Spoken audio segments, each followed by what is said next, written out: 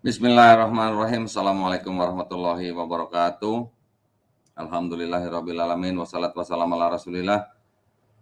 Segala puja dan puji syukur kita panjatkan kehadirat Allah Subhanahu wa taala atas berkat rahmat dan perlindungannya. Kita masih bisa diberi kesempatan pada hari ini untuk melakukan segala aktivitas kita. Pada malam hari ini kita juga berdoa semoga salawat dan salam tercurah bagi junjungan kita Nabi Muhammad Sallallahu Alaihi Wasallam. Berjumpa kembali kita pada kajian atau obrolan santai ya. Pada malam hari ini saya nanti akan ditemani oleh teman-teman saya dari mancanegara nih. Waduh, mancanegara. Satu dari Singapura yaitu Brother Firdaus Chia ya, atau channelnya Seheral ya.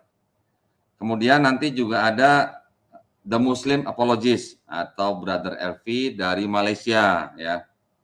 Nah, yang terakhir nanti ada Brother Glenn dari mana? Dari Cimahi ya. Salah aja. Assalamualaikum warahmatullahi wabarakatuh, Brother Chia, LV, Glenn, how are you? Waalaikumsalam warahmatullahi wabarakatuh. Yeah. How is everything, brother? Long time no see, LV. Yeah. Long time no see, Chia. Likewise.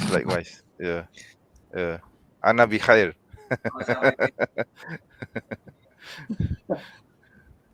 Seheral ya, Seheral. Yes. Why I always remember your name is only Firdaus ya? Yeah. Why? I don't know. Maybe because Firdaus is much more what to say, heaven, you know. Easier to remember, I guess. It's also a common name anyway. Yeah. That's what people said. Firdaus is the lady's name. I don't know. Is it true? No, it's not true. No. It's not true. I haven't heard of any ladies by the name of Firdaus. Every day we must remember the Firdaus so that we can go there. Huh? Amen. Amen, brother. Amin.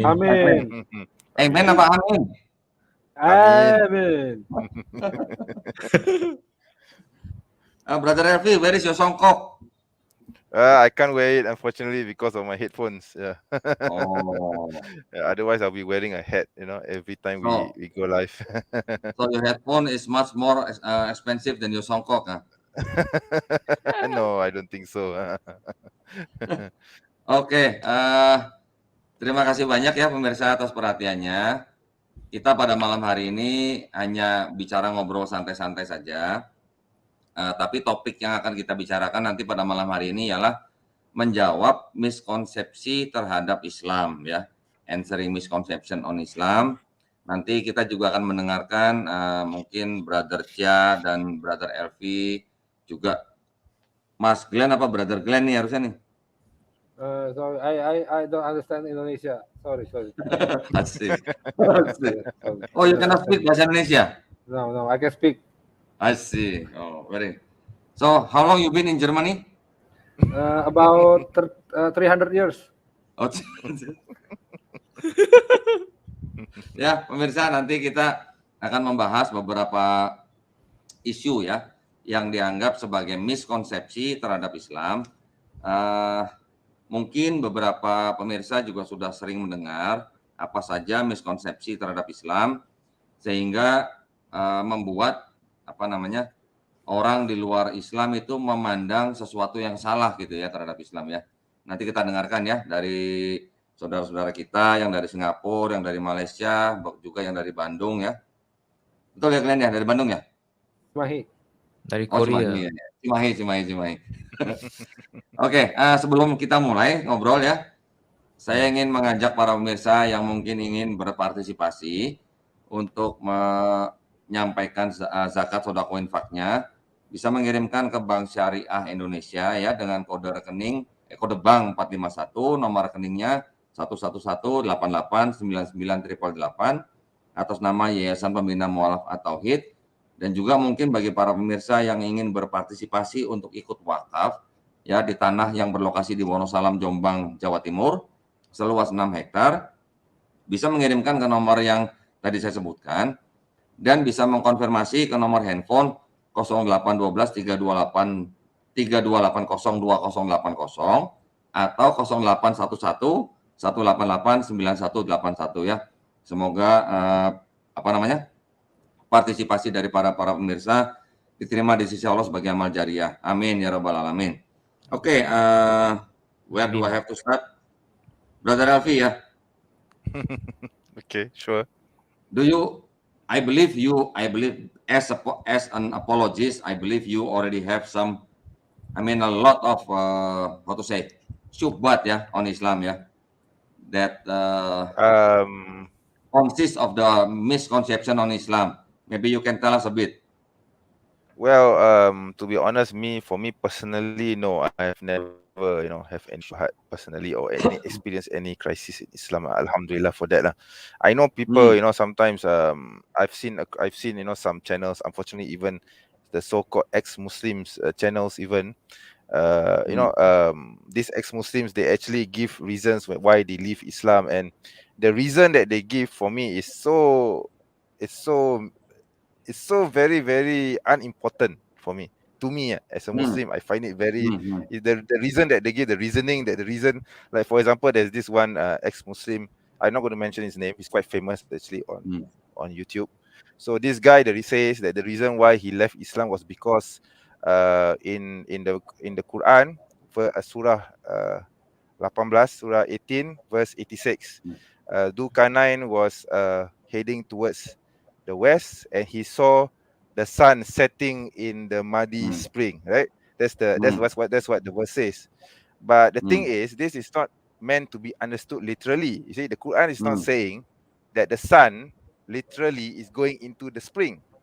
But this ex-Muslim find it so bothersome. He thinks that the Quran is saying something literal. So because of this, he decided to leave Islam. Okay, for me personally, I have to say this. Fortunately, for me, I think this is a stupid reason to leave Islam, to be honest. Yeah, because this is due to misunderstanding and of language and misunderstanding of the passage itself. Yeah. Sorry, brother. What's the name again? Should I mention his name? Yeah, sure. There's this guy. His name is Abdullah Samir. Actually, Abdullah Samir. Samir. Samir.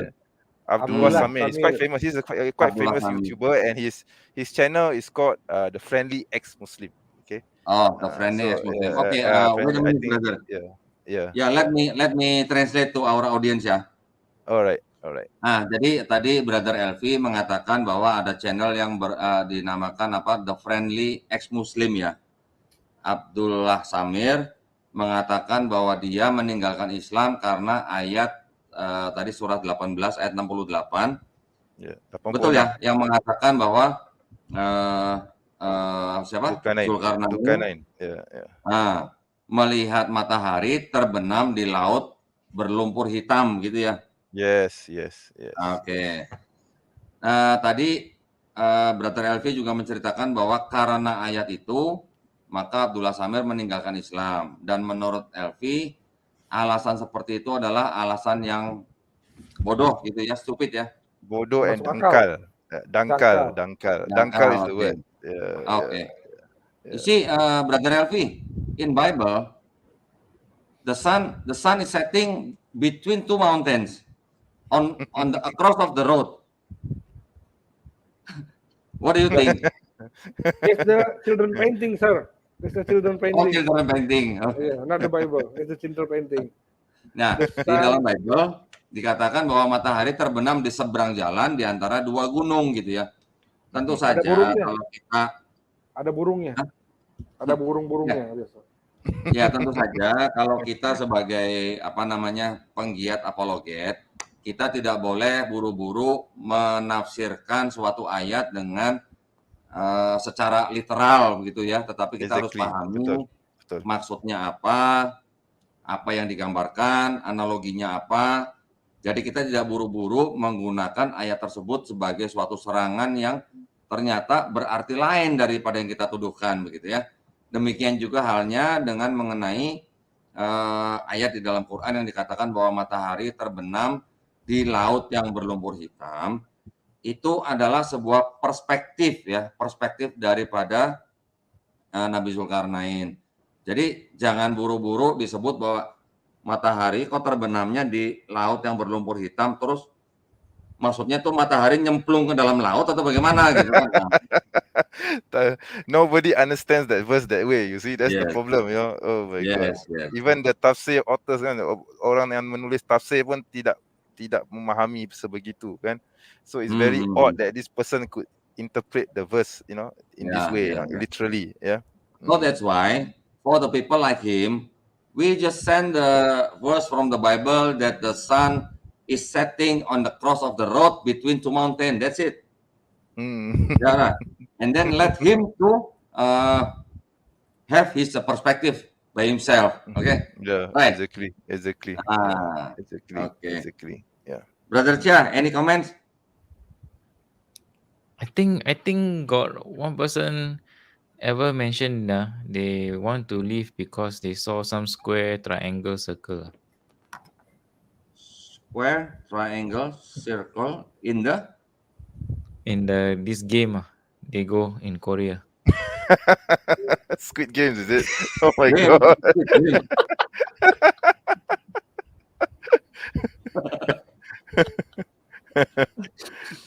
No kidding. Yeah. They got some red light, got green light also. You know, Brother Alfie, please reply. I have no reply to that. I haven't watched the movie, to be honest. I know that there's those symbols, but I haven't watched the movie yet. Yeah. So I can't comment this time. Glad to see that movie, brother.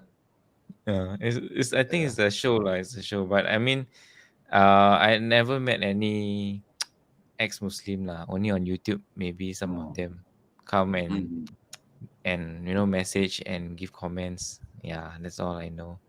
Yeah. Usually I know they have certain issues, but you know, I don't bother much because every religion also got people who have X here and X there. But if you notice something about these ex-Muslims, they are so proud to carry the label ex-Muslim. Because you see, have you ever seen a former Christian or a former Buddhist or a former Hindu saying, "I'm an ex-Hindu," or "I'm an ex-Christian," or "I'm an ex whatever"? But only the murtads, the apostates from Islam, they're so proud to carry the label of their former religion. You see, so it's like Islam is living rent-free in their head. You see. Yeah. So it's like even though they say they hate Islam, they leave Islam, but they still carry the label, "I'm an ex-Muslim." See? Glenn, what ex are you, Glenn? What? What ex are you? I am the people who eat pigs under the Christmas tree. My God. Yeah. We have to use Christmas tree as lot as possible because it is Christmas time. Okay. Stop. Okay. So next issue. Anybody have the next issue for the misconception on Islam? If not, I will give you the issue. There are some misconceptions, even among the Muslims, right? Not just non-Muslims. Basically, they think this is part of the religion when it's actually cultural, and that can be quite confusing for new reverts sometimes. Because, for example, maybe for some people they think cannot celebrate Chinese New Year with your family because haram. But actually that is just a culture. It's nothing to do with the worshipping of any other gods, right? So it's not shirik, but you know, people misunderstand, thinking it's a religion thing. It's a misconception. It's actually a culture, because Chinese if we don't keep, let's say if we don't keep our surname, right? It's like very disrespectful to your own family to your ancestors, right? Yeah. So I mean, last time they used to believe that you need to change your name some more, right? But now the Muslims, they keep the same name they have when they're given by their parents, they still can be Muslim, right? So that is a major misconception, because many people end up don't want to embrace Islam because they don't want to make their parents angry. Because actually Islam, you're not supposed to make your parents angry, right? Right. Actually we have the same. Yeah, actually we have the same problem here in Malaysia for reverts to Islam, especially those from the Chinese community. Same problem actually. Same problem. The reason, because the reason is because you see in Malaysia, to be a Muslim is to culturally identify yourself as a Malay. Okay, so if let's say if a Chinese wants to embrace Islam in Malaysia, the community, the Chinese community will automatically say, oh, you masuk Melayu, you have become a Malay. Okay, you have become a Malay. It's as though as you have cut off your roots from your Chinese heritage. So this is something very ingrained in the Chinese community here, unfortunately. So it's like a mental barrier. Yeah, in Singapore, I think it's the same thing as well. Yeah.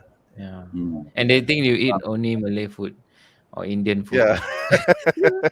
When there's also halal Chinese food, So this is the problem with culture, right? It's because it's people generalize too much. They see, every Malay is Muslim or every Indian, Then they just think that is the case, but we are not going into a culture that is new. We can still keep our culture as long as it doesn't break the Islamic core beliefs. Exactly. Also another thing related to what you said, Brother Firdaus Chia.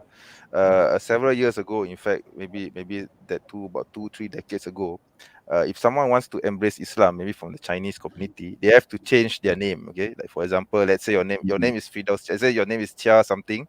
So if your name is, so you have adopted an Arabic name, Firdaus. So you have to put your name as Firdaus bin Abdullah, the son of Abdullah. I mean, in Malaysia, it was actually a masa, okay, in this era. So it's like you have to change your whole name. So I know that this is very sensitive for a Chinese, to drop your surname, your whole name, and then you adopt a Arabic name, which to the community sounds like a Malay. It's as though it's cutting off totally your heritage, right? So this happened like up until quite recently.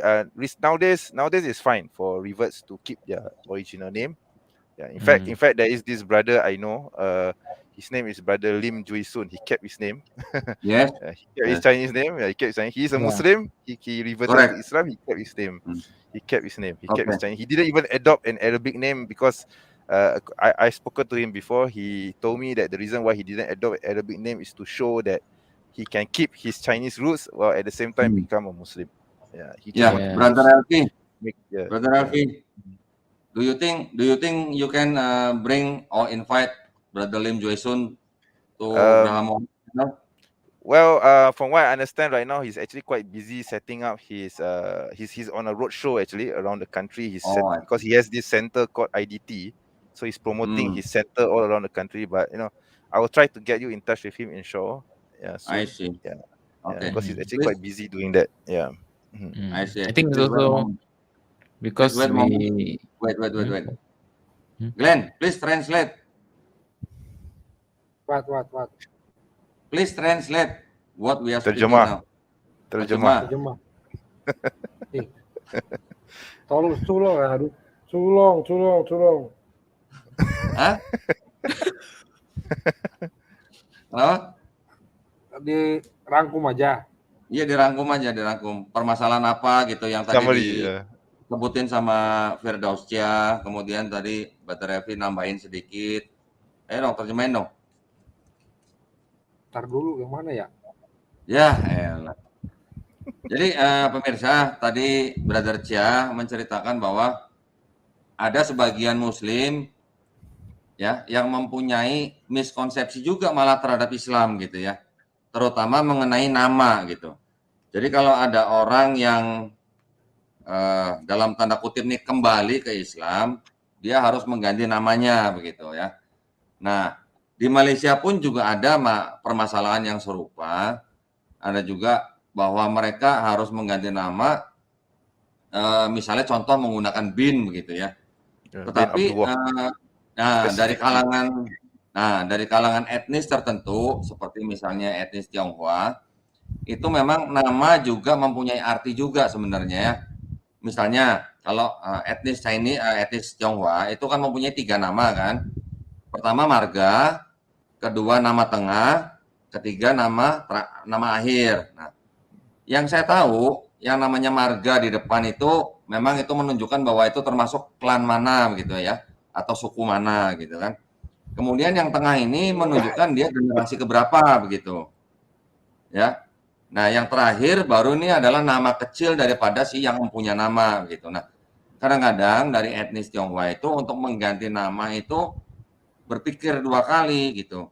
Karena kalau namanya mereka dirubah, mereka berpikir, waduh nanti saya bisa nggak dapat warisan gitu ya, the heritage. Ya. Traditional Nah, also. jadi Cultural as well. ya, budaya gitu ya.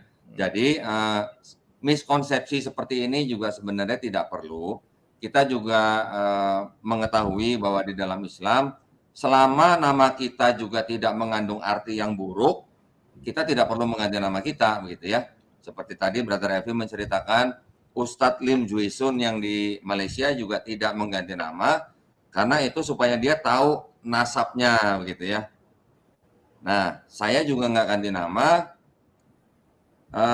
Glenn juga nggak ganti nama. I think Chia put the additional name Firdaus, right? Firdaus. Firdaus Chia. That's all. Is that because you want to go to Firdaus as soon as possible or what? Inshallah.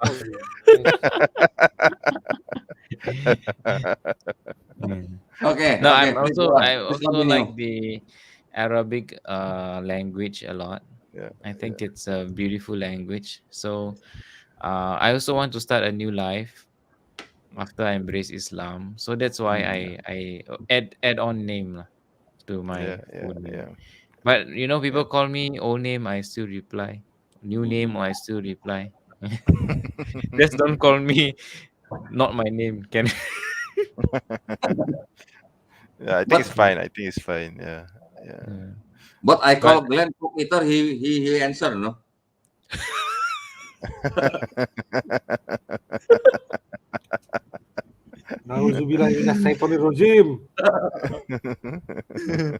But actually, this thing about the culture is so important also because you see, when it comes to even food, right?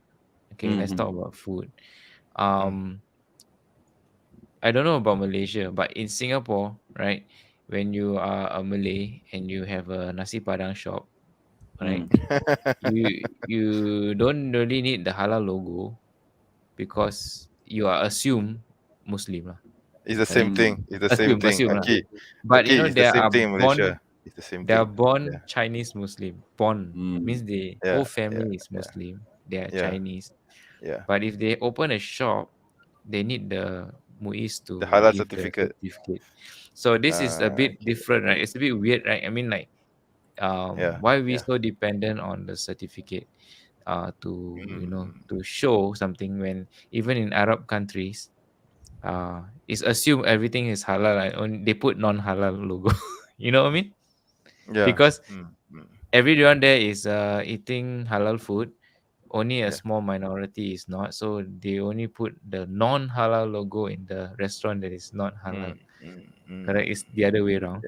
If you look at the past, our beloved Prophet Sallallahu Alaihi Wasallam also don't use any logo. I mean, he never invented the logo at all, right? This is actually for people who wants fast answers, like lazy lah. They just want to go a shop. I know this is all halal, and they leave the responsibility to someone to do the vetting for them. But what are we giving up? We are giving up our ability to, as Muslims, to identify for ourselves.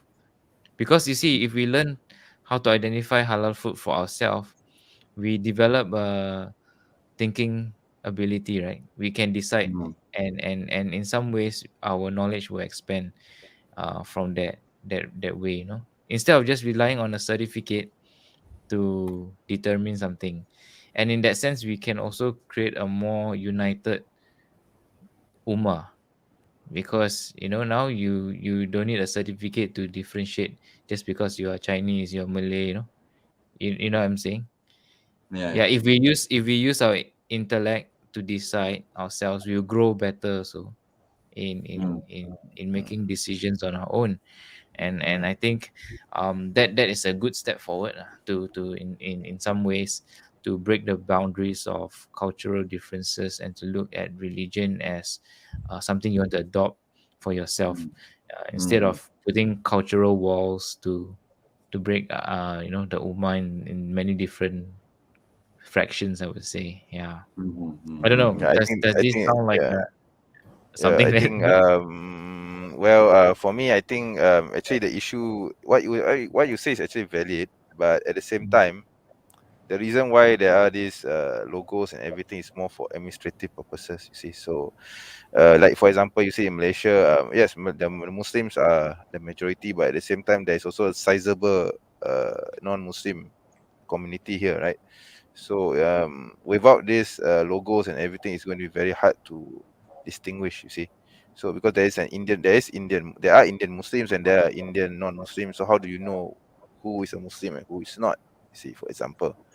That's why this system exists. But I agree with you that we shouldn't let this kind of things, hinder, our understanding of other religions and communities. This shouldn't get into the way of how we practice our religion. We shouldn't be too obsessed with this kind of certification to the point that even if it's a Chinese Muslim, a Hui Muslim who have been a Hui Muslim has the Hui are actually the earliest community who actually embraced Islam outside of Arabia. So it's quite they actually embraced Islam much earlier than the Muslims here in the Nusantara region, even earlier than the Malays. So if you say that the Hui Muslim also need to subject to certification because they look at the Chinese, it's quite funny, because they are more Muslim than the Malays here. I can tell you that. Okay. Because And I also, interact with when them. you're musafir, right? When you go traveling, you that won't expect that is everywhere to give you a logo. Exactly. So that falls under darurat, right? So for example, let's say there's no halal establishment anywhere and you have no choice but to eat that. So yeah, you can eat that. Yeah. In fact, this reminded me of something my mother last time, my dad and my mom, they were in the US in the early 80s, okay, before I was born, in the late 70s. So of course, at the time, by then there are Muslims already. There were Muslims in America at the time. But my grandfather, who was in the kampong, in the village, he didn't know this. He wrote a very long letter to my mom saying that basically his point was, if you had to eat that thing, go ahead and eat that thing because there are no halal things in America. Or so he thought lah. So my mom had received this very long letter written in Jawi, giving the reasons why you can eat this. Because you are in a foreign land without any halal establishment. Or my late grandfather thought there were no establishments lah. Okay, no such halal establishment. So my mother still kept this letter until today. Really? Yeah, I don't have it with me, unfortunately. I have to ask my mom. So that means that letter is older than you. That letter is older than me, I think. Yeah, definitely older than me. I was born in the US, by the way. So I see. my mom was pregnant with me when she was in the US with my father. So I think it was a year before I was born, I guess. Yeah. So in the US, your whole life you've been living. Wait. Translation. Translation. Okay. Translation come first. on, Glenn. Come on, Glenn.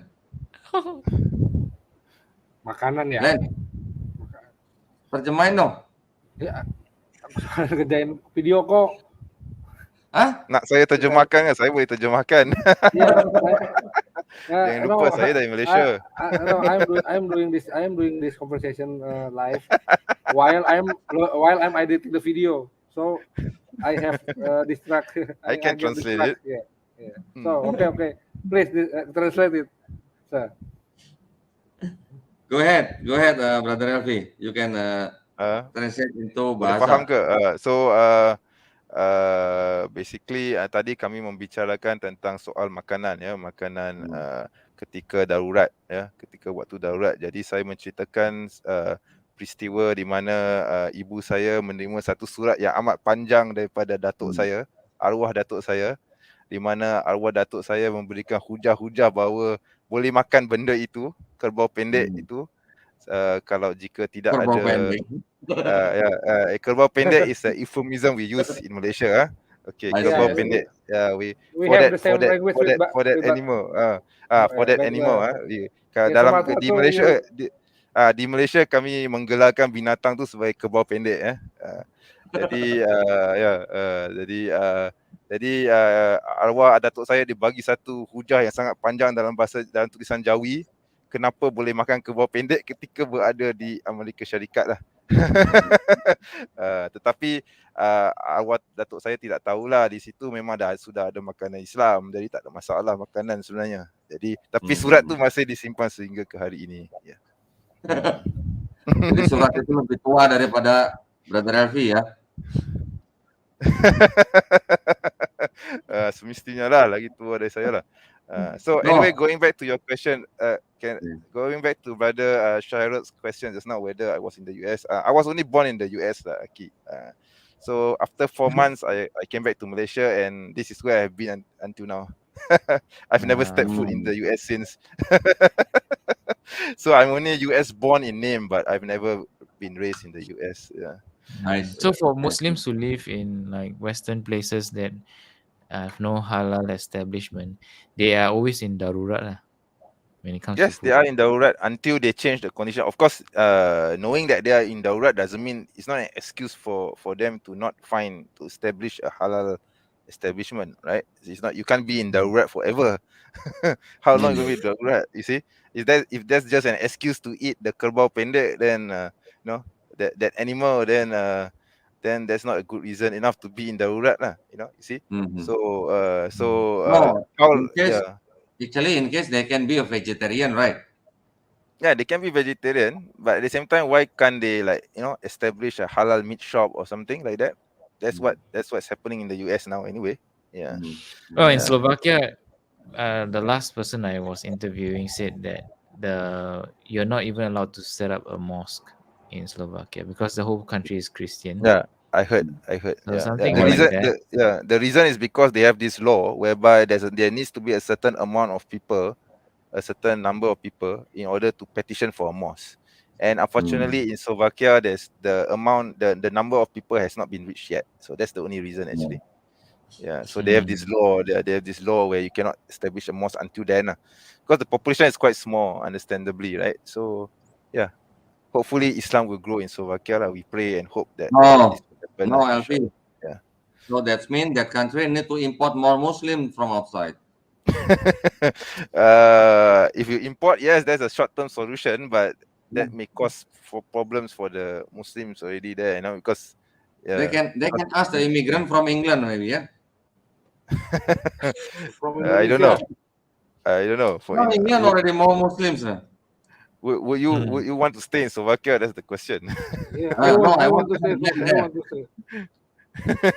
I want to go there. I want to go to Slovakia. I mean, I have no reason to go there, so that's why I'm not there. You see, otherwise, I would love to be there, but I've so much things at stake in the country here, so unfortunately, I have no plans to move out. So I think the next misconception that is quite interesting, I would say, is the misconception that Muslims don't know who Jesus is. Wow. I mean, like that is maybe when I was like younger, I meet some of my friends. I was previously also Christian, right? I mean, we didn't know, or at least my Muslim friend didn't show me that they knew who Jesus was, right? Because they hardly talk about Jesus, right? They talk mostly. Actually, they don't talk about Islam also. They mostly talk about want to go skater boy. Want to play games, right? Games. What's the next movie to watch? So actually, until I studied about it when I was, finding out about Islam, and I realized, actually Muslims also have Jesus, but they call it Isa. And the stories are very similar, except we have more stories about Isa. And even covering all the way to the day of judgment, how it's going to happen. So I was very moved by the amount of knowledge that Islam have about it, Jesus at that time. So I also was quite surprised that so much things about Isa yet we do not know. We do not know, as a Christian, I didn't know that my Muslim brothers are also, they believe in Jesus, but as a messenger of God, Yes. yeah. So Yeah. instead of how we last time when I was a Christian see, Jesus as a God, right? So this thing was like, when I first found out, I was like, oh, this is a new thing I know about Islam. Yeah. Wonderful, Aki. Yeah, Wonderful. yeah, Oh, by right. the way, if you don't mind me asking, Aki, what denomination were you before you Oh, embraced Islam? Catholic. Yeah. Oh, Catholic. Catholic. Okay. Yeah. All right. Okay. Understood. Yeah. I would understand why Catholics are more sympathetic to Islam. I understand that. Because you're more traditional. Yeah, you're more traditional. Yeah. Compared to Yeah. the But now other we are now denominations. the I mean, like, now because my father is still Catholic. I mean, now it's Okay. getting more innovative because More liberal, you I mean? think liberal lah, maybe that words liberal. That's the word. Yeah. Yeah, because now I think the focus also goes a lot onto Mariam, Yeah. right? Mary. Yeah. Mary. Yeah. So now instead of the Trinity, we got a square because emphasis go to the Mother of God, right? So God square lah. Yeah, No chance to four lah. I think, but I don't think they see it that way. Square. Yeah. Coba Glenn ada jawaban? Okay. Understood. Okay, I have finished my duty, so I can go. I can more concentrate now. Okay, the video is finished. So let's talk Ya udah seriously now. Jawab dong. Apa? Jawab dong. Jawab lagi. Ada miskonsepsi bahwa orang Islam itu tidak mengenal Yesus katanya. Who said that? Ada yang begitu, ada. Oh. Gimana Because, jawabannya? Ya, it's a lie. Because in Quran, every Muslim have to have faith in Isa. That Isa is a messenger of God. That Isa is the holy prophet that bring the message before Nabi Rasulullah came to the world.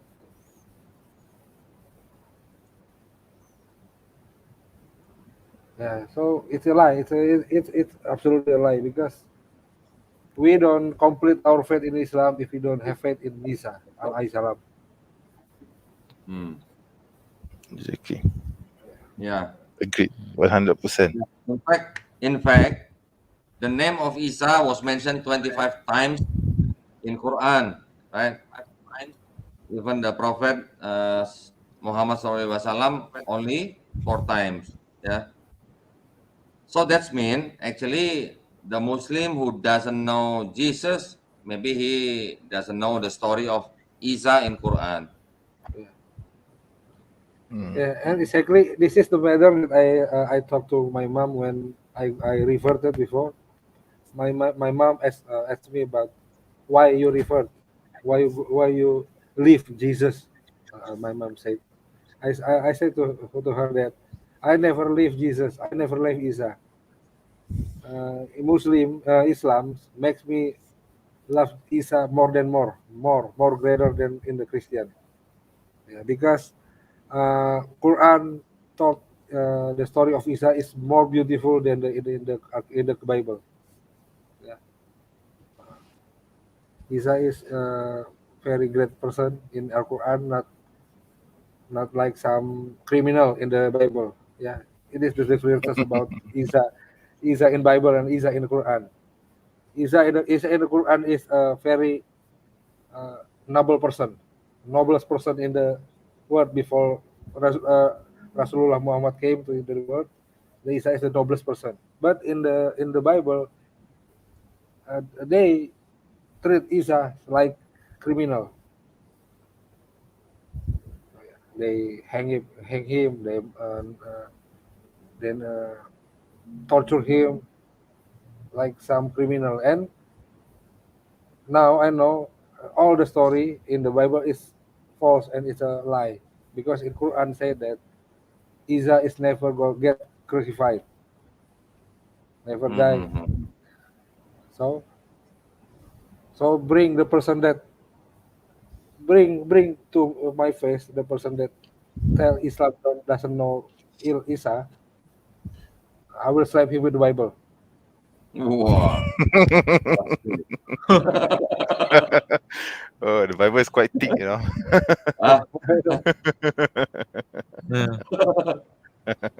Okay, what's next? Oh, you want to add some more, Brother Rafi? Yeah, there's another common misconception. I think this actually has been played around by, unfortunately, Christians and even atheists and even many people. So you know that we face the Kaaba in our prayers, right? The Qibla, right? So basically, the Christians say that we worship the Kaaba. So we worship the black stone of the Kaaba, the Hajar Aswad. Yeah. So this is a very common accusation by Actually, the no lah. Christians. They also say many things. Like, maybe you worship a moon god. Maybe you worship the Kaaba. Maybe you worship the black stone on the Kaaba. Maybe maybe you worship the carpet. Some people say it like that. So exactly. it's because they don't know lah.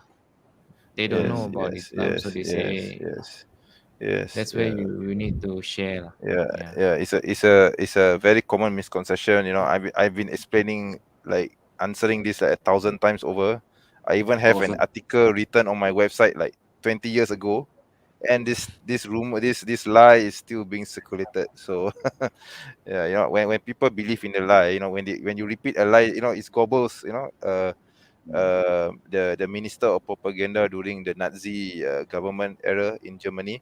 He was Goebbels who said that if you repeat a lie many times over, people will believe it as a truth. So unfortunately, this lie has been repeated like 1,000 times. So there are people who actually believe this. You see, that's the problem. Correct, brother. Wait. I will translate to the audience, yeah. Okay. Some people protest, you know, no translation. Boleh kalau saya cakap bahasa Melayu boleh, tapi boleh faham ke? Nah, ya tadi jadi Brother Chia dari Singapura juga bilang bahwa salah satu miskonsepsi terhadap Islam yaitu adalah bahwa Muslim itu nggak tahu Yesus gitu ya. Nah, makanya dianggap bahwa Muslim itu tidak mengenal Yesus, makanya dianggap jadi mereka tidak bisa melihat bahwa Yesus itu bersifat ilahi, mungkin ya seperti itu ya. Tetapi tadi contoh tadi seperti Glenn bilang, Glenn sebelum dia mengucapkan 2 kalimat syahadat, Glenn ditanya oleh mamanya, kenapa kamu mau meninggalkan Yesus gitu kan. Nah itu kan sebuah miskonsepsi sebenarnya. Mamanya Glenn berarti berpikir bahwa Glenn tidak mengenal Yesus di dalam Quran begitu kan. Padahal kita sebagai Muslim tidak bisa disebut sebagai Muslim kalau kita tidak beriman kepada Nabi Isa Al-Masih, begitu kan? Tetapi terbatas hanya sebagai Nabi utusan Allah. Semua Nabi-Nabi yang sudah diutus, kita harus imani, karena itu adalah merupakan salah satu rukun iman di dalam Islam. Nah, jadi dengan mengimani Isa Al-Masih atau Yesus, sebenarnya kita sedang menjalankan rukun iman di dalam Islam. Kan begitu. Nah, tadi juga Brother Elvi dari Malaysia juga mengatakan, selain hal itu juga ada miskonsepsi yang mengatakan bahwa Islam itu menyembah Ka'bah gitu ya katanya kan. Karena kita menghadap Ka'bah, dianggapnya kita menyembah Ka'bah gitu. Nah, itu juga sebuah miskonsepsi yang sebenarnya lucu ya. Tetapi tadi Brother Elvi mengatakan bahwa sesuatu yang belum tentu benar, kalau dikatakan terus-menerus, mungkin tiap hari, mungkin dalam sehari 10 kali, mungkin sehari 100 kali, nanti orang yang mendengar itu lama-lama akan menganggap bahwa itu adalah sebuah kebenaran gitu. Nah, makanya kita yang giat atau yang menjadi penggiat di dalam apologet Islam dan Kristen, kita harus wajib mengetahui apa saja miskonsepsi terhadap Islam, dan juga kita harus bisa menjawab bagaimana yang benar gitu ya. Bukan berarti hanya menerima miskonsepsi terus kemudian kita diam aja, bahkan kita bisa goyang imannya gitu kan, itu yang tidak boleh terjadi. Nah, mengenai Ka'bah. Ka'bah, kita bersujud menghadap Ka'bah. Bukan berarti Ka'bah itu menjadi sesembahan gitu ya. Karena kita sujud menghadap itu kan adalah sebuah perintah ya untuk menghadap kiblat ke sana. Justru itu adalah sebuah ciri-ciri agama yang monoteistik gitu ya maksudnya. Seperti halnya dalam Yudaisme. Dalam Yudaisme juga mereka mempunyai Ka'bah. Pada saat bait suci yang dibangun oleh Raja Salomo itu juga menjadi kiblat buat bangsa Israel pada waktu itu ya. Wailing Wall. Sebelum bait suci dibangun, mereka juga punya kiblat. Kemana-mana itu yang namanya tabut suci perjanjian itu dijadikan kiblat, ya kan? Kemudian setelah bait suci yang pertama dihancurkan, bait suci kedua dibangun. Setelah itu dihancurkan lagi di abad pertama Masehi. Apa yang terjadi? Bangsa Israel juga menjadikan sisa tembok daripada bait suci itu menjadi kiblat, gitu ya. Nah, artinya kalau Yudaisme punya kiblat, Islam punya kiblat, kok yang di tengah-tengah ini nggak ada kiblat gitu ya. Nah, saudara-saudara kita yang Kristen, CLV, mereka mengatakan bahwa kiblat mereka langsung ke Bapa yang di surga begitu. I think their kiblat is probably the Vatican dulu. Kalau kiblat langsung ke Bapa di surga. The Basilica, Saint Peter's Basilica. If the kiblat anyway, no, you first, brother. That's okay.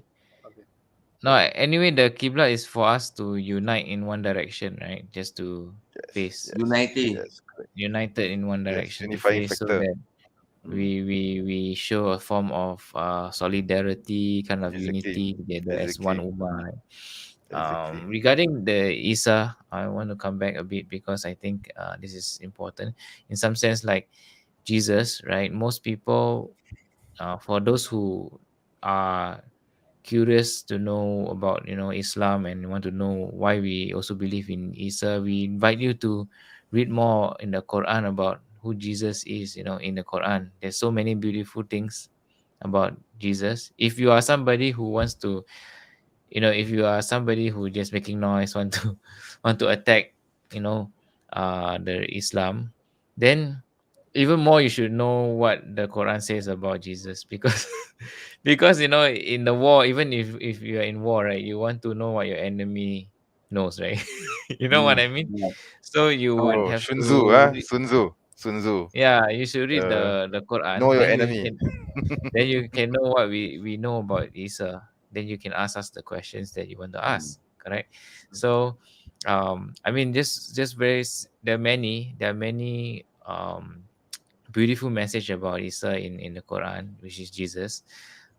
And just sharing with you, okay, if you ask, when I was a Christian back then, if you ask me what's the first miracle of Jesus, right? And easily, if you read the Bible, you will say that he turned water into wine at the wedding of Cana. When he's there and he's invited there, and the lady asked, the ladies have a wedding, right? So Mariam asked him, just do something nice, give this couple, a good celebration, and he changed water into wine, right? That's the first miracle in the Bible that is written in the Bible, right? But guess what's the first miracle in Islam for Jesus? It's so beautiful, The first miracle is when he was a baby, actually.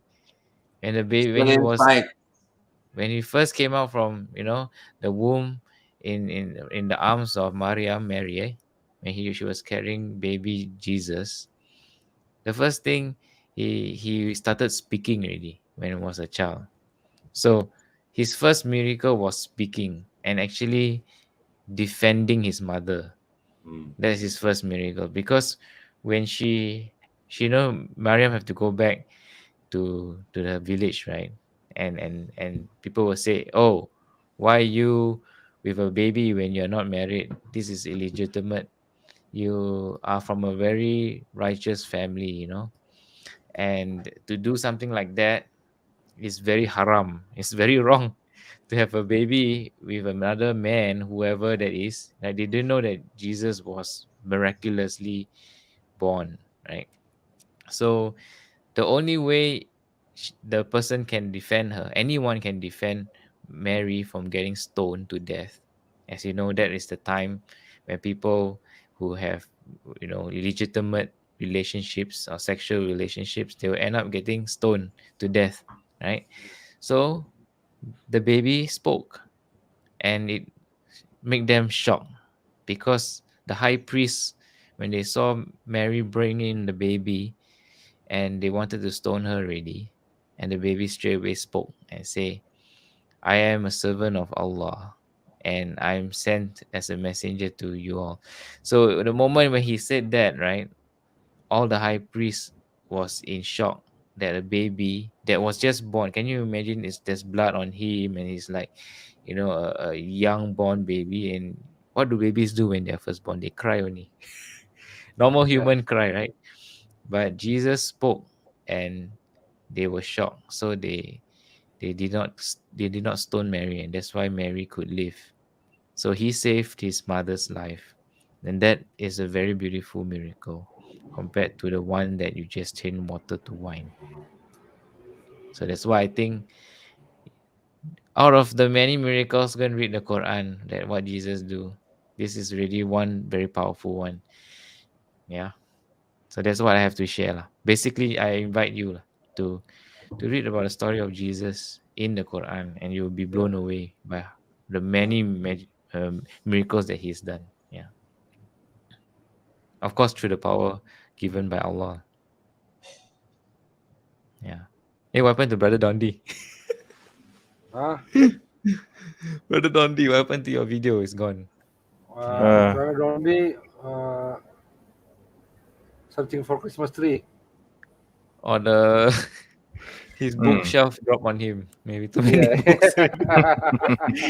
Finding the book. Because his book is too heavy. Yeah. Brother Dondy disappeared. Where did he go? Yeah,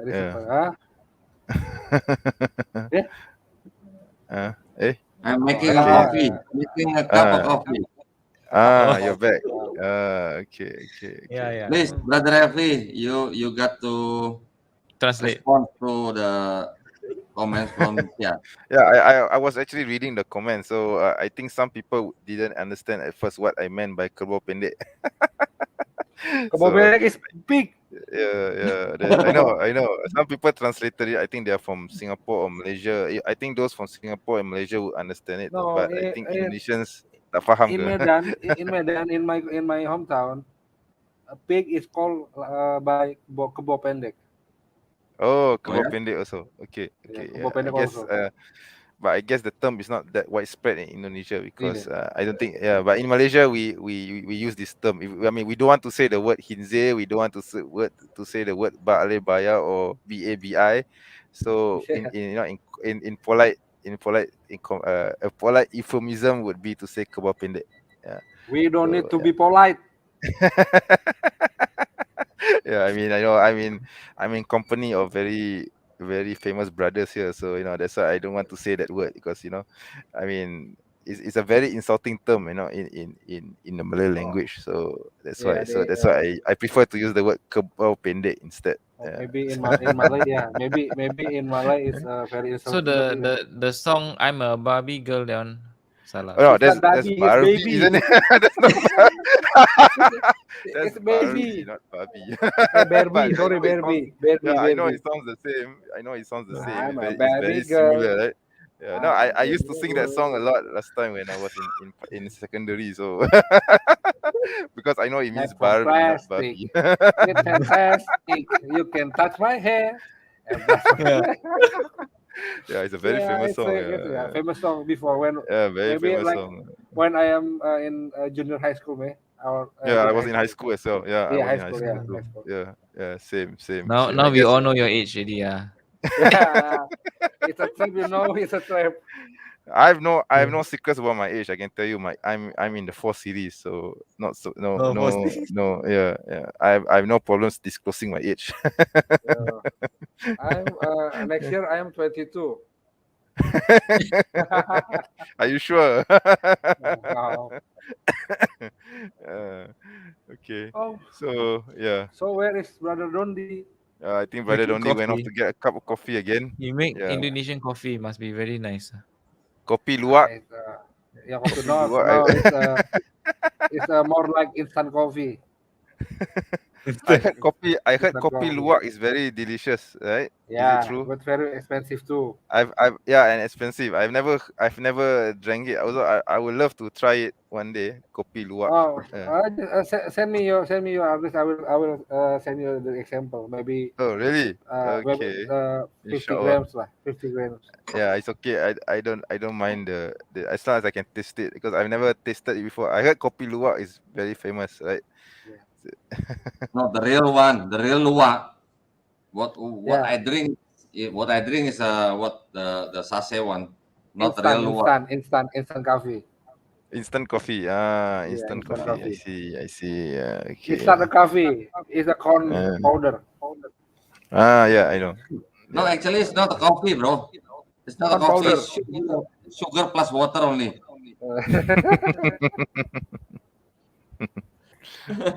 Yeah. Okay. Yeah. So, Yeah. where was the last topic? I think we're talking Kopi about luwak. Isa just not. No, I mean before that. Need to translate or not? Wait, the co-protester. Wait, they take out the banner. Yeah, I think protest. some people one is asking for a translation actually. Yeah. Yeah. Can someone Glenn, translate? you mind, Yeah. Glenn? Hah? Terjemahin dong. Terjemahin yang mana? Ya, dari tadi. Gue bikin kopi. Dari tadi ngapain dengerin? Orang ente bikin kopi, kita ngomongin ente. Gimana terjemahin apaan? Kita ngomongin tadi jadi ngomongin Kodoni kemana? Ya tadi ngomongin Yesus gimana tadi? Ya Kodoni kemana? Terus kata Bang Firdaus tadi Kodoni ketimpa sama rak bukunya. Kotor bukunya. Jadi tadi kalau nggak salah tadi Brother Chia kan mengatakan bahwa kalau di dalam Quran dan di dalam Bible kisah mengenai Yesus itu kan berbeda ya. Kalau di Bible mungkin kalau ditanya apa mukjizat pertama daripada Yesus, mungkin orang Kristen semuanya menjawab bahwa merubah air menjadi anggur gitu kan. Ya. Kalau di dalam Quran tadi Brother Chia mengatakan bahwa mukjizat pertama yang dilakukan oleh Isa Al-Masih adalah dia berbicara pada saat dia masih menjadi bayi begitu kan. Di mana dia berbicara itu untuk membela ibunya yang dituduh apa namanya ya? Berzina sehingga mempunyai anak tanpa suami begitu kan. Itu sebenarnya juga merupakan suatu perbedaan yang sangat mencolok. Artinya kalau kita melihat mukjizat yang di dalam Quran, menurut Brother Chia itu tadi sebuah mukjizat yang sangat indah begitu ya, kalau dipandang dari sudut pandang Brother Chia. Nah, terus kemudian setelah itu apa tadi bicara lagi ya? Udah gitu ngomongin kopi. Yeah, we talk about coffee. Masa cuma begitu aja tadi? Iya. Okay, so what's next? Maybe Brother Elvi have the next misconception?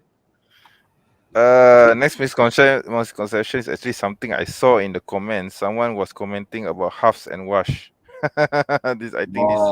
Yeah, I think this is a I think apologists will know this issue. I don't even have to describe it. I think it's in Brother Firdaus's channel. I saw someone commenting there about halves and wash. Yeah, maybe this one I think I should the qiraat of the Quran. Yeah, the two qiraats. Yeah, it's actually like this. The halves and wash is basically dialects. Okay, because you see the Quran. No, it's not qiraat. Sorry, it's ahruf. Okay, so the Quran was revealed in 7 ahruf, 7 dialects. Okay, this is a sahih hadith. Okay, and the Prophet received the Quran, the transmission in 7 hadith and in 7 dialects. The Quran, because the Arabic during the Prophet's time there were 7 major dialects. So all these dialects are valid. Okay, it's basically the difference is like between British English and American English and Malaysian English and Singaporean English and Australian English. Yeah, so that is how. Because the Quran is basically speech, okay.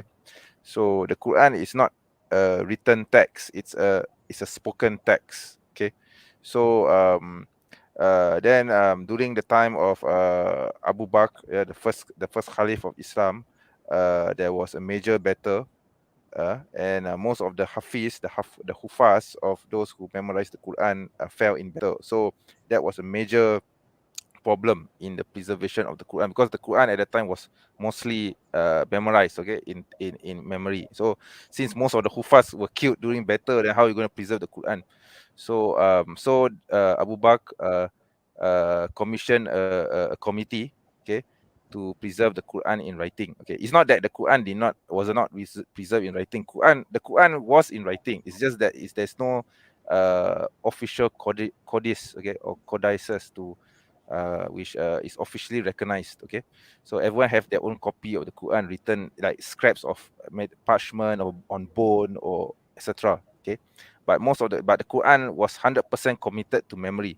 So Abu Bakr commissioned this committee to gather all these pieces together and to form the official Quran from Al-Fatiha right up to end to An-Nas, the whole thing. And this copy is the one that he kept, and is referred to. Okay, so basically the Hafs and Wash is also preserved in this. So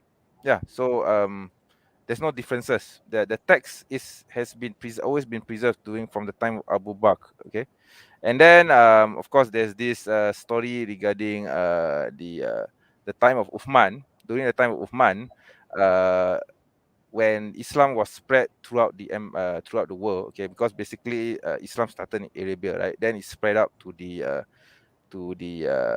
Shams area, or basically to Syria, to Egypt, to Baghdad. All these places, they are not Arab people, by the way, by native. Okay, they are different tribes. Okay, they were Arabized. Okay, so when Islam spread to these places, okay, they started to pronounce the Quran in a different way from how the Quran was supposed to be recited. Okay, so Uthman, the Caliph Uthman, saw this trend. Okay, so he knew that this would cause problems if this was not not addressed. So he commissioned a committee, again, a different committee. This was several decades later, okay, from the time of Abu Bakr. So he commissioned 4 copies of the Quran based on the copy that Abu Bakr had earlier on had already codified. So these 4 major copies was sent to Syria, one was sent to Egypt, one was sent to Baghdad, etc. And Uthman ordered all the other Sahaba who had other copies of the Quran, which was not part of the written Quran, which was not part of the official codice, to be brought to him, and he burned these copies so that there are no divergent variants. Okay, so that because the Sahaba, some of them, they had their personal copies of the Quran. So like for example, in the Bible we see, First John chapter 5 verse 7, that was actually a scribal commentary, but that particular verse crept into the main text and it became part of the text. So there were many of these scribal texts or footnotes in the personal copies of this Sahabi. So of course Uthman was worried that if this was left unchecked, it will become like what happened to the Bible. So he gathered all these copies, all these divergent variants, he burned them. So there are only 4 copies left, which was based on the official copy that Abu Bakr had already gathered decades ago. So this is the version that we use today, and there's no differences between this version with any other version of the Quran. Okay, until today we are using this version, unlike the Bible. Yeah, the Bible has so many versions that I mean, if you want to, I think Brother Dondy will know this very well. Yeah, it's a very, very long story. It will take the whole day to explain the differences in the Bible. But since our topic is not about variance in the Bible, our topic is about misconceptions in Islam. So I'll leave it at that. Okay. Yeah. But is it okay if I help simplify a bit? Yeah. Help simplify a bit. So, basically, if I'm not mistaken, what you just say is that the Arabic tradition in the past, how they usually pass knowledge from one person to the next. The cultural tradition is oral tradition, meaning Memorization. vocally Yes. they Memorization. recite, they will read and then people will memorize it. And because it's also during a time when linguistics is one of the highest form of status. Basically, it is in a time in the period in Arabia, right? When if you could recite a poem beautifully, right, you are considered learned, you're considered like high class, and you're considered somebody of respect. So the Quran was revealed specifically at that time because people would be amazed that someone who's illiterate like Prophet Muhammad sallallahu alaihi wasallam, who could not read, could not write, could recite something so profound and beautiful and at the same time touch everybody's heart. Okay, so when he did that, it was a miracle. When he could say something like that, it was already a miracle, and people would more likely be able to believe him. So that was what Allah helped to get people to see the power that was given to Prophet Muhammad sallallahu alaihi wasallam to preach Islam. So at a point in time, um and the Quran in Arabic, it means the recital itself. It means in English it's called the recital. It means it's recited. So it's actually vocal. So the true Quran wasn't actually a book, right? It was actually vocal words that came out from someone and was memorized. And over the span of 23 years, it wasn't given to him, from chapter 1 to all the way, to all the way from Fatiha all the way to Anas, right? All the way uh, in one day, because normal human also can't do that. And Allah will not give you too much that you can't bear, right? So He will give you specifically what you can bear. So in 23 years, and the Quran was revealed also at a specific time. The verses are reviewed when there's something happen, so that people could relate to what God was trying to explain to people at the same time. So there's also contextual understanding of the Quran and everything. So we won't go into the depths of that, but the point is, like Chinese language, you have like traditional Chinese and simplified Chinese, right? So what did Qin Shi Huang did? He took all the dialects and he made Mandarin the main dialect in China, right? And then he also simplified all the Chinese characters because he said they are too complicated, too many strokes, to explain one word. So he simplified it so that China could unify. Same. There's this relation to how things were simplified was also done in the Quran, but it doesn't mean it was a different version. It just basically means it's easier for it to spread when you simplify it in that form. So it the difference, if you were to understand the difference between a version and a translation, right? Translation is basically like now when I speak English, somebody is speaking in Indonesian to explain what I'm saying. It's not 100% what I'm saying because unless you understand English, it doesn't encapsulate the Exactly. culture of the English Exactly. language inside Yeah. what The they're saying. nuances of the English language. Yeah. Influences as well, right? So this is the same thing with the Quran, right? The thing is, the Quran is in Arabic, so what we are reciting is exactly the same thing that the Prophet's language was used at that time. But if you would take the Bible and you were to repeat it in English, you would know that Jesus didn't speak English at that time. He would have spoken Hebrew or he would have spoken Aramaic, his mother language. So Correct. this would be his mother's language. So if you were to really read the Bible, you should actually go to the Hebrew language or the Aramaic language if it was ever written in that form, which you don't have it today, right? And also, or you can't find it.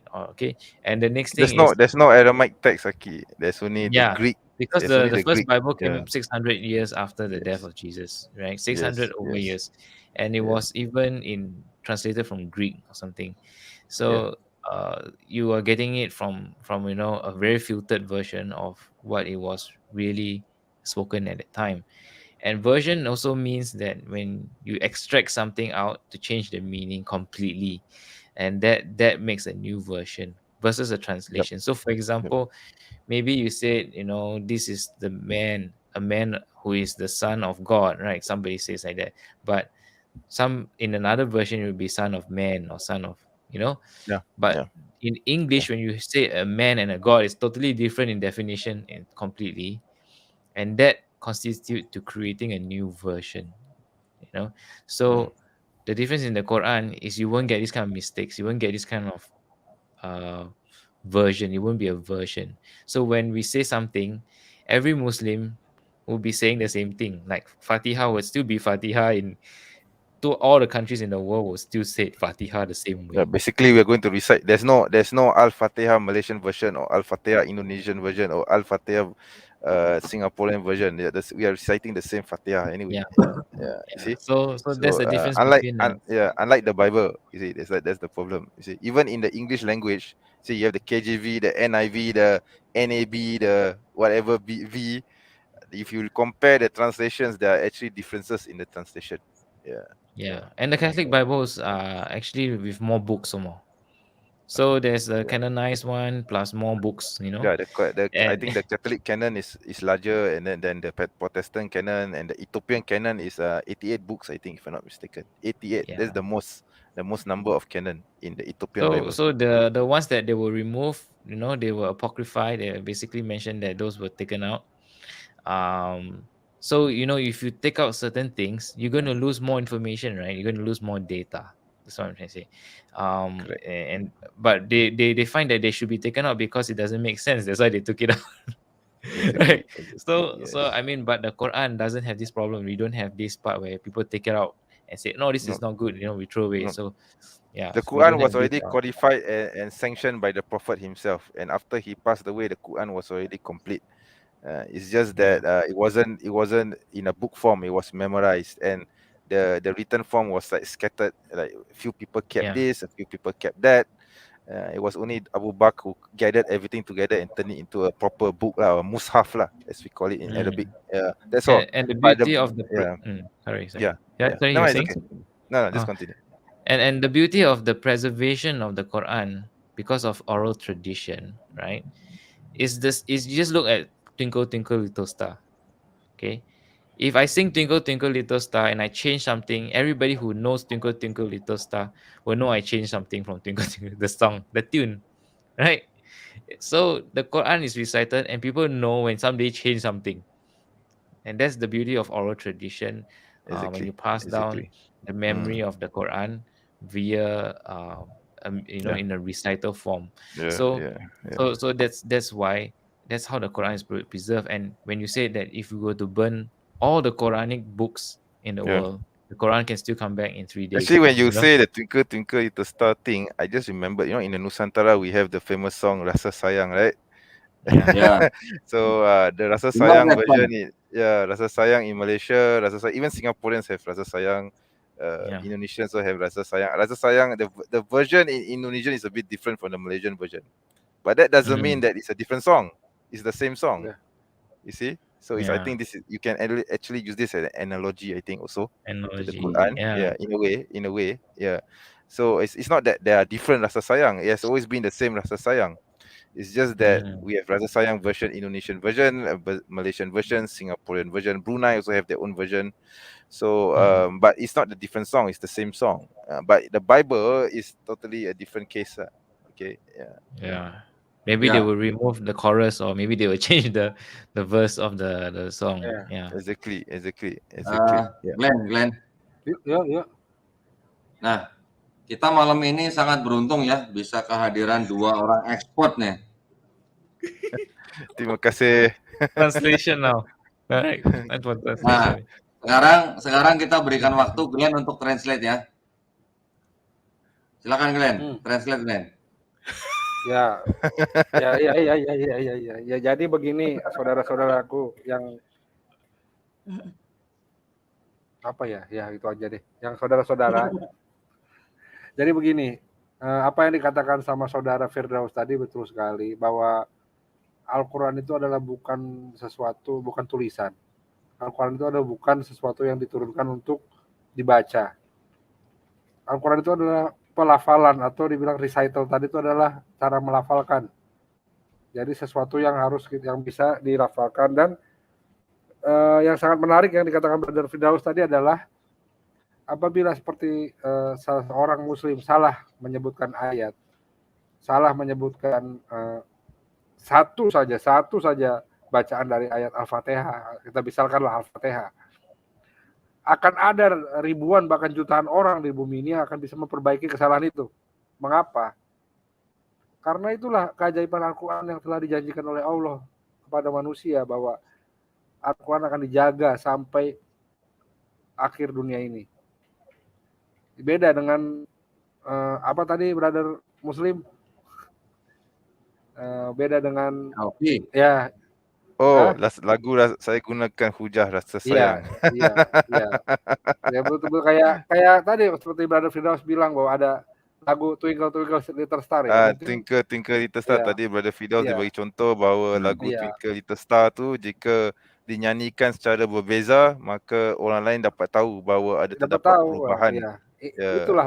Itulah indahnya Al-Quran itu. Jadi sekarang coba nyanyi Rasa Sayang, coba gimana? Kalau versi saya macam ni, saya nyanyi gaya Sunda maksudnya, gaya Sunda. Coba nak saya nyanyikan dah dulu. Ya, nyanyikan. Saya nyanyikan ni versi Malaysia Rasa Sayang versi Malaysia. Okay. So it goes like this.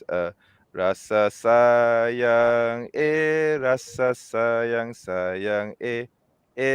lihat nona jauh, rasa sayang,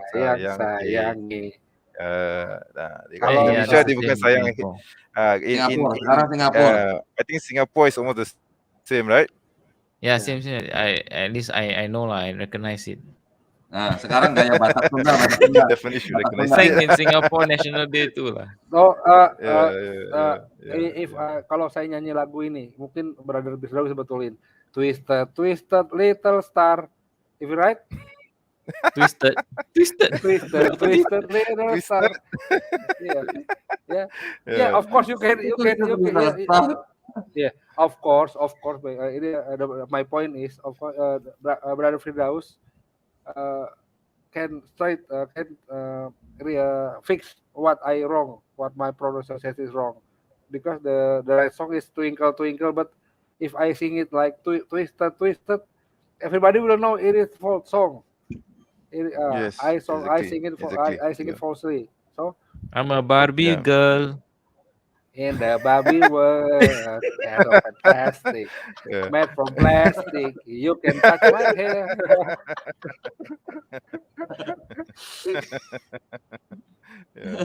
So basically, Quran is preserved through memorization. So that's why it's a very powerful tool to memorize, to preserve, right? Like the Quran says, in the I forgot which chapter and which verse, which the number of the verse, but it says that Allah will protect this Quran and will prevent it from being corrupted, right? So you can see the promise of Allah being fulfilled, right? I mean, if I'm reading Al-Fatihah, it's definitely going to be the same Fatihah. It's not going to be something else. You see? Yeah, And right. the beauty is we all different race, right? Different culture, but we all different culture. There's one from Malaysia. There's two people from Indonesia. I'm from Malaysia. See, we all different backgrounds, different cultures. Yet we recite the same surah. See? Yeah. In fact, there is this. I think there is this.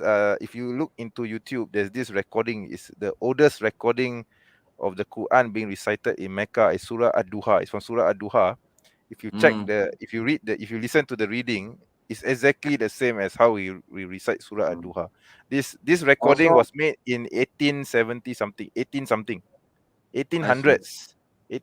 and it's exactly the same. Yeah. Okay. In fact, the manuscript in the University of Birmingham also recited the same as the Quran now, right? Yes, exactly. Yeah. So there's no difference. So when Christians or anyone else who try to say that the Quran is different from before, they need to show evidence. Please show your evidence. Maybe in the different version, like you say, the halves and wars, they will have a different vowels.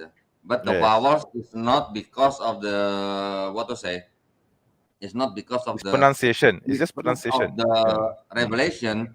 Yes. But it is because of the different dialect, right? Exactly. So if let's say Glenn is coming from west of Java, most of people say that the people from Sunda is West Java. They say the people of Sunda cannot spell the F letter. you know, right, Glenn? Yes. Is that a fitnah or not? It's not about the fitnah, but it's the mispronunciation. Not pronunciation, but pronunciation. Pronunciation. Yeah, not pronoun, but pronoun. Because the Sundanese, Pronunciation. because the Sundanese people always twist about the F and the P letters. It's just a matter of dialects. So the most important thing is that which dialect they use to write the Al-Quran is not the matter, because the context is the same. Like one issue, yeah, Brother Elvi and Brother Chia. Yeah. We know that Japanese cannot spell the R letter, right? Yes. There's no R in Japanese. That's why. Yeah. So There's no R. how they will say Star Wars? Let's say something like that. They will say Star Wars. That is something, some example for the differences in the pronunciation of the verses in the Quran.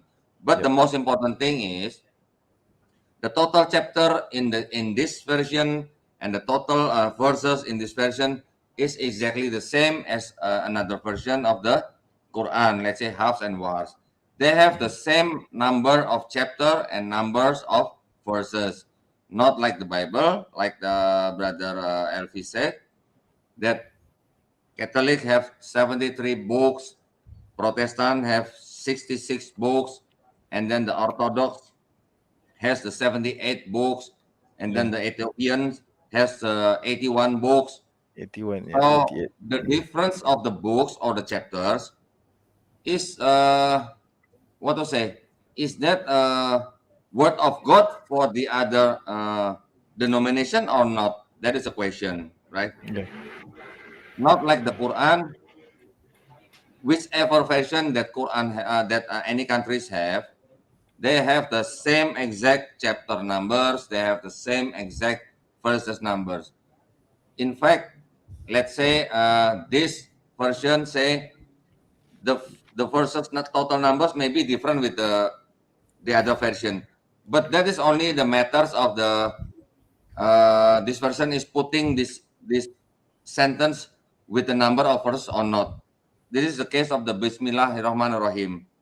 Some verses put the first numbers, another person didn't put the first numbers. That's all. But the total numbers is the same, right? It also happened in the Bible, especially in the Old Testament. In the Old Testament, if we see the Bible of Hebrew, belongs to the Jews, and if we see the Old Testament of Christians, the number or the numbering of the verses is also different. So it's the same case, right? Okay, I have one misconception on Islam. I will put this as a quiz, okay? Okay. What the price? Sure. What the price? Sure. Now, T-shirt. Herjin Pagan. I have a lot of shirt. And for this quiz, Glenn is not allowed to answer because he knows the answer already. Okay. Okay. Yeah. There is one conception. Maybe this is a small matter, but we Muslim must know it better, right? What is the year of the birth of the Prophet? Yeah. I don't remember. I need to Google that up. Okay. Next question. I give the clue. 571. Okay, that is I give the most but opinion. the most opinion is 551. Okay, please note the year of the birth of the Prophet. Okay. Okay. And then, at what age the Prophet received the Quran?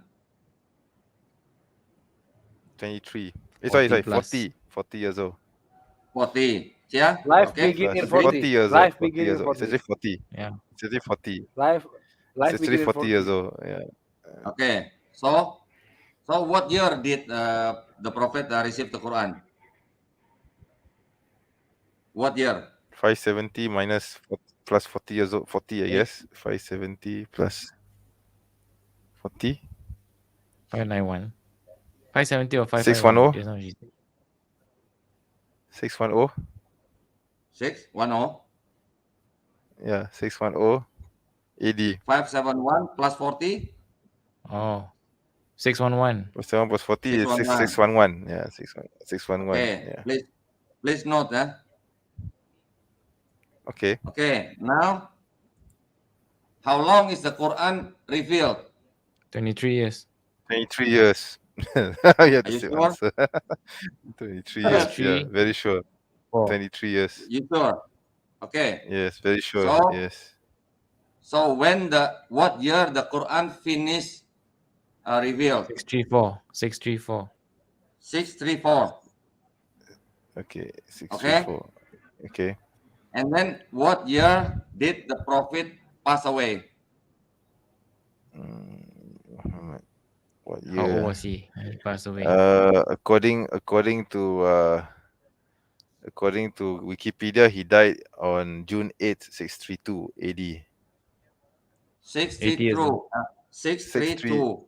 Yeah, 632. Just now you mentioned that the Quran finished 634. 631, 634, 64. 64. Oh, So okay. you mean that Twinkle, the little Prophet star. passed away? The Quran still revealed? No, that's not what No. he meant. No. No. Then I guess You the want- you want- the you year, want me the to dates repeat? must be wrong. Then the dates must be wrong. That's all. Uh, Yeah. let's go back to the beginning. Okay. What year did the Prophet born? Yeah. So you work backwards, is it? Huh? You work backwards now. Yeah. You say he passed away at 6 what? 632. 632, then you work backwards, you minus 80. So basically, we need to work backwards, 632. Yeah, So that would be minus 5. so minus 23, and minus 40, right? Yeah. Right. Minus 40. 5, So we 2 something, get right? 569. 569. Yeah. 569. And then 569. minus? Yeah, 569. You know, 569. Yeah. 632 minus 80 can you do it? He's 80, right? No, he passed away when he was 63 years old. So I guess minus 63. 63, you mean? Yeah, 532 minus 63, 63, yeah. Yeah. No, 632 minus 63. The date that he passed away, right? Yeah. So minus 63 years old. So 569 lah. Yeah, 569. Simple question but complicated to answer. He says 569. 569. But Yeah, most of 569. the historians said that Prophet born on 571, right? 571. Historian- So I guess they are wrong. Chinese historian or Yeah. what? Who are Their the maths historians good, who say that? The historian maths good or not? Maybe their maths fail. We Yeah lah. So what's the clue? The Prophet born on 561, okay? And then at the age of 40, the Prophet received the Quran for the first time, right? Yeah. Yes, revelation. Yeah. So 601. 571 plus 40, that's mean what? 611. 561, right? 561. Yeah, 571. 571 plus 40. 571. 611. 611. And then the Quran was 23 revealed years. for 23 years. So 634. No. 611, right? 571 plus 40, Yeah. that means 611. 611. And then add Yes. 23, 634. become 634. But the Prophet died Yeah. on 632. So is that mean that the 632. Quran still revealed after the Prophet passed away? No, it just means that the calculation is wrong. Then that means he wasn't born on 6 No. and 570. No. So You what is don't the get key of this? So what is the key of this? you, Clue? you still don't get the point in this question. It's very simple. It is very simple. What is the point then? No, yeah. Where is the fun? Where is the fun of it? If I tell you the point. Hey, Glenn. We find the subscriber or the viewers to answer. The right answer will have the giveaway, the T-shirt. Why you don't show the T-shirt first? I don't have my T-shirt now, but the T-shirt has this. But the T-shirt has this picture. Wait. This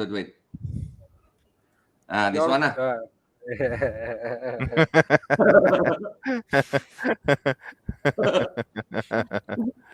Okay. The T-shirt have this one. This one. Sorry, wait. I'll show you the T-shirt one. Oh, I think I know already. What? Is it This one, the T-shirt. Is it Arabic calendar or Gregorian calendar they're using? So, which one do you think? I think they're using a Gregorian way of looking at the dates and the age. Right. Oh, Instead of the the Islamic calendar. calendar. Oh, the Right. calendar. Oh, yo. Hijriah. Okay. Masya Allah. Oh, I see. That's the So, answer. Okay. give us your address. We will send you the. Yeah, I give you. I DM you. Yeah, this is the T-shirt. Okay. Wow, it looks nice. Uncle Bob. Got your signature also. So we Muslim must understand that the Arabian use the Hijriah calendar or Arabic calendar, right? Yes. The Gregorian total in 1 year has 365 days. Yes. The Hijriah or the Arabic calendar has 354 days. So it has 11 days difference. In each year.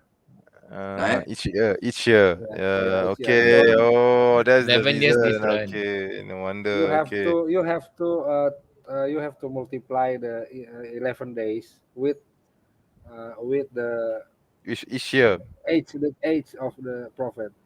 So you will know the differences about how much year.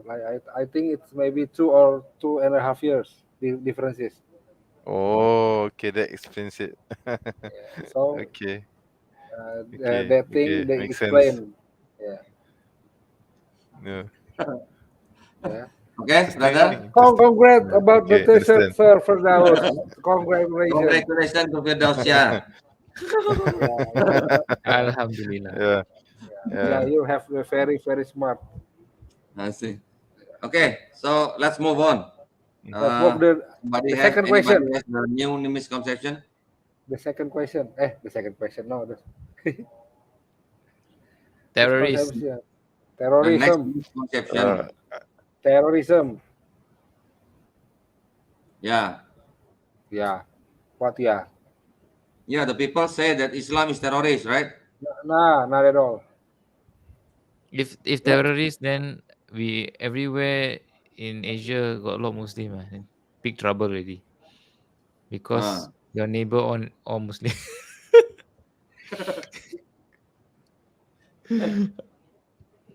Maybe they put something into the satay also, you don't know.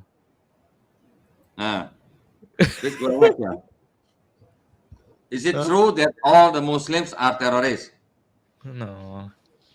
Terrorism is defined based on who is the threat that is going to cause to a sovereign group of people, right? Is like Where's everyone? Terrorism can be as long as you cause harm to someone and fear and you threaten them, it's a form of terrorism. It doesn't have to be basically from a religion. It can be anyone. Yeah. Yeah. The English word comes from terrorize, right? The root word from English is terrorize, right? Terrorism came from the word terrorize. So if you were to find a dictionary, what terrorize means is to cause fear and also to cause a form of threatening someone, right? Correct. And that itself is already a form of terrorism itself. So it doesn't necessarily means it comes from a specific religious group or specific country even. As long as, you know, even your own family can terrorize you, man. You don't have to. You don't even Especially need your wife. a. Especially your wife. My Especially your wife. no, my wife, no. Anyway. Yeah. Don't tell So us your story, Sir Dondy. Don't tell us Apa? huh? your story. Don't tell us your story. Huh? No. What? You got What terrorized by story? your wife? No, yeah. Mr. Glenn joke terrorize me. Kenapa Ah. joke? No, but I have question for this misconception. Yeah. If someone say that Islam is a terrorist, all Muslims are terrorists, then I have a question for him. If Islam is a terrorist, then why Islam is the fastest growing religion in the world? Right. Okay, I mean, if you say that, then people might ask, like, how do you measure that? Go to pewresearch.org. Pew. Pew, Pure. P-E-W research.org. Oh, Pew. Yeah, that is a secular website. It shows the report, the full report, that Islam is predicted as the fastest growing religion in the world until 2050. So, you're saying a secular site, someone that is not have no religious affiliation, is saying this. That You can say Islam. that. You can say So, that, but I believe some Christians in this website now. oh, okay. I mean that you also have people who have no religious affiliation saying that Prophet Muhammad, peace be upon him, is the most gentlest person Yeah. they have met. The most To influenced people, the most most influenced influential person person. also, right? Yes, Yeah. yes. So it depends where you get your information. I mean, if you want to see hate, you get hate. You want to see love, Yeah. you get love. Right. Yeah. So And now, if so now we listen to the Professor Elvi to give the comment. No, Please, I don't Dato. really have it. No, I don't have anything to add lah. Okay, yeah, I'm okay with that. Yeah. So the Nothing new for me to add. misconception that all Muslims are terrorists is definitely not true. Yeah. Of course not. Mm. Of course not. I mean, Yeah. if you look into history, there are so many terrorist groups which are not Muslim based. Even like the RIA in in several decades ago, the IRA in Ireland, they try. I mean, in Northern Ireland, when they try to secede from the UK, yeah, and then we have terrorist groups like the Shining Path in Peru, also very active, and then there's also groups like FARC. I if I pronounce it, it'll be like it will sound like that like four-letter word FARC, yeah, in Colombia. Also a terrorist group. I'm not sure whether they're still active. And then there was also this terrorist group called ETA in Spain. Okay, a best group. Their goal is to liberate the best homeland from Spanish rule. So they were also active in the 70s and 80s. So there's so many terrorist groups, or groups that In employ fact, terror. Yeah. there's Yeah. one terrorist now. You know what? Who? It's not a person. It's actually a virus flying around. Oh yeah. Oh, you mean the COVID?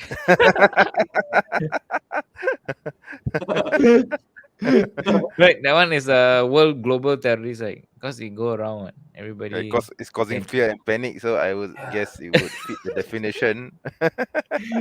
someone who created that virus is the really terrorist, Yeah.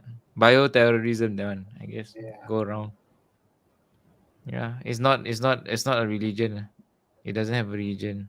Terrorism doesn't have a religion, and it's not tied to one particular ethnicity or religion. It's based on it's just based on goals, what you want to achieve with that goals. You see, so you employ terror as a tool, as a political weapon. Yeah, It's nothing more than that's that. right. Yeah.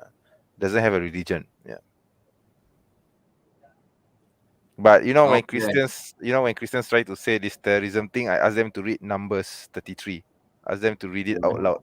Ask them to read it out loud and tell me whether that is terrorism or not. Yeah. Numbers Okay. 33. I think this one Pak Dondy knows lah. Huh? Okay lah, but tonight we are not discussing Bible lah. Yeah, Tonight we we are don't want to discussing discuss Bible. this Yeah, not but just that. yeah, So that's but mean you must. So that's mean you must set up a new schedule for us to discuss Bible. Okay, brother. yeah, I know.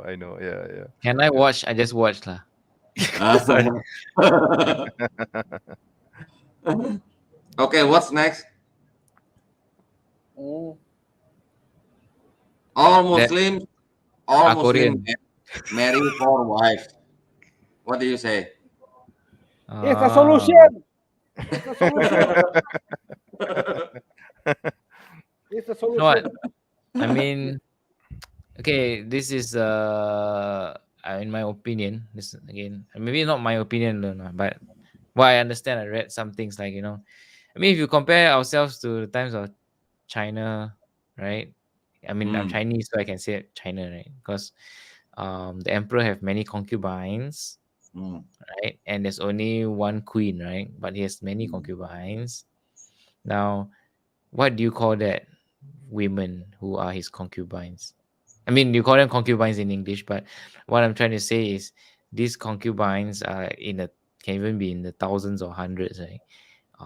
And when they have children with the king, only then they got their status lifted up, right? But even so, they do not bear basically they are basically not of royal blood, so they will not get the inheritance from the king or so on and so forth. They're just given a like kind of like a place to stay in the palace, right? And the king can just go from one woman to the next. I mean, that is the situation in the past. If you look at all the prophets, peace be upon all of them, right? You'll see that they also have multiple wives.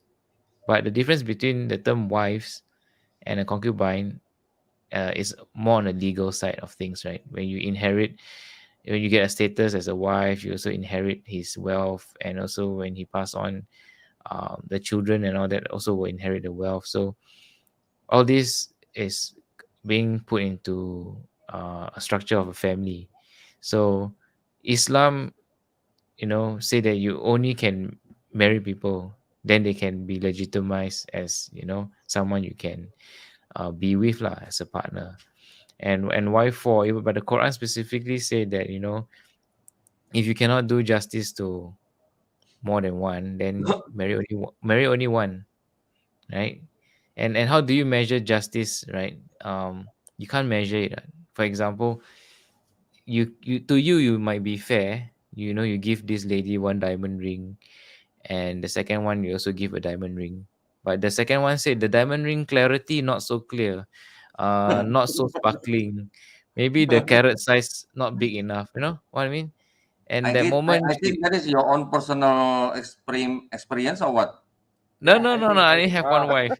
But what I'm trying to say, I'm trying to say is, the moment they feel there's some form of injustice done, Yeah. right? Yeah. They can For now, complain one to wife. Allah, and they complain to Allah in their doa. That's it. It's basically you got sin already lah. You make a sin already, right? So that is how easy it is to sin if you are not a fair person. And can you be 100% sure you are a very fair man? I mean, even to your friends, sometimes you're not fair. I mean, even to your children, you cannot be so fair and just, right? Because we are humans, we make mistakes. So I'm just saying that it's not easy to even manage 4 wives, and you need some form of really. It's not even easy to manage one wife. Yeah, I mean, can you imagine 4 mother-in-laws or 4 father-in-laws and 4? It's gonna be a big headache for you. Yeah. Yeah, I agree with And you. it's mainly done at the time, right? Because okay, if you want to say that the prophet got 4, but or more than 4, right? But it's not more than 4 at one time, right? If I'm not mistaken. Basically, there are very old widows also, right? Basically, during the war, the husbands have passed on, and then he wants to take care of them and put them in the same household, same tribe. So they needed to marry them in order to ensure that they also get some, inheritance from the family, and also the protection from the tribe. So to be in the same household and the same tribe, you need to marry them. But it doesn't mean that you necessarily have to have sexual relations with them. And if you see the Prophet time, right, these ladies are like 80 years old, like very old aunties, they Yeah. they really just need a roof over their head and some protection. Yeah. Am I right to say this so far? Have I gone off? Yeah. Yeah. Glenn, Yeah. Ya, Bo. Ya, Bo. kayaknya kita mendingan nanti kasih subtitle aja kali ya. Iya, ke subtitle aja, Bo. Ya, okay, we will make the subtitle to the viewer so they can understand it clearly. Because Yeah. because if we have to translate the comment from one source and then another source, it will take a long time. Yeah, I think it won't finish until next morning. We'll still be translating. Iya. Ya, jadi You need to drink a lot of kopi luwak. Ya, jadi mohon maaf para pemirsa ya kalau kita harus menerjemahkan satu-satu pandangan dari setiap narasumber itu sepertinya nanti makan waktu banyak. Nanti mudah-mudahan video ini nanti kita berikan subtitle aja ya. Jadi para penonton yang berbahasa Indonesia saja nanti bisa memahami ya pandangan dari masing-masing dari Brother Chia dan Brother Elvi.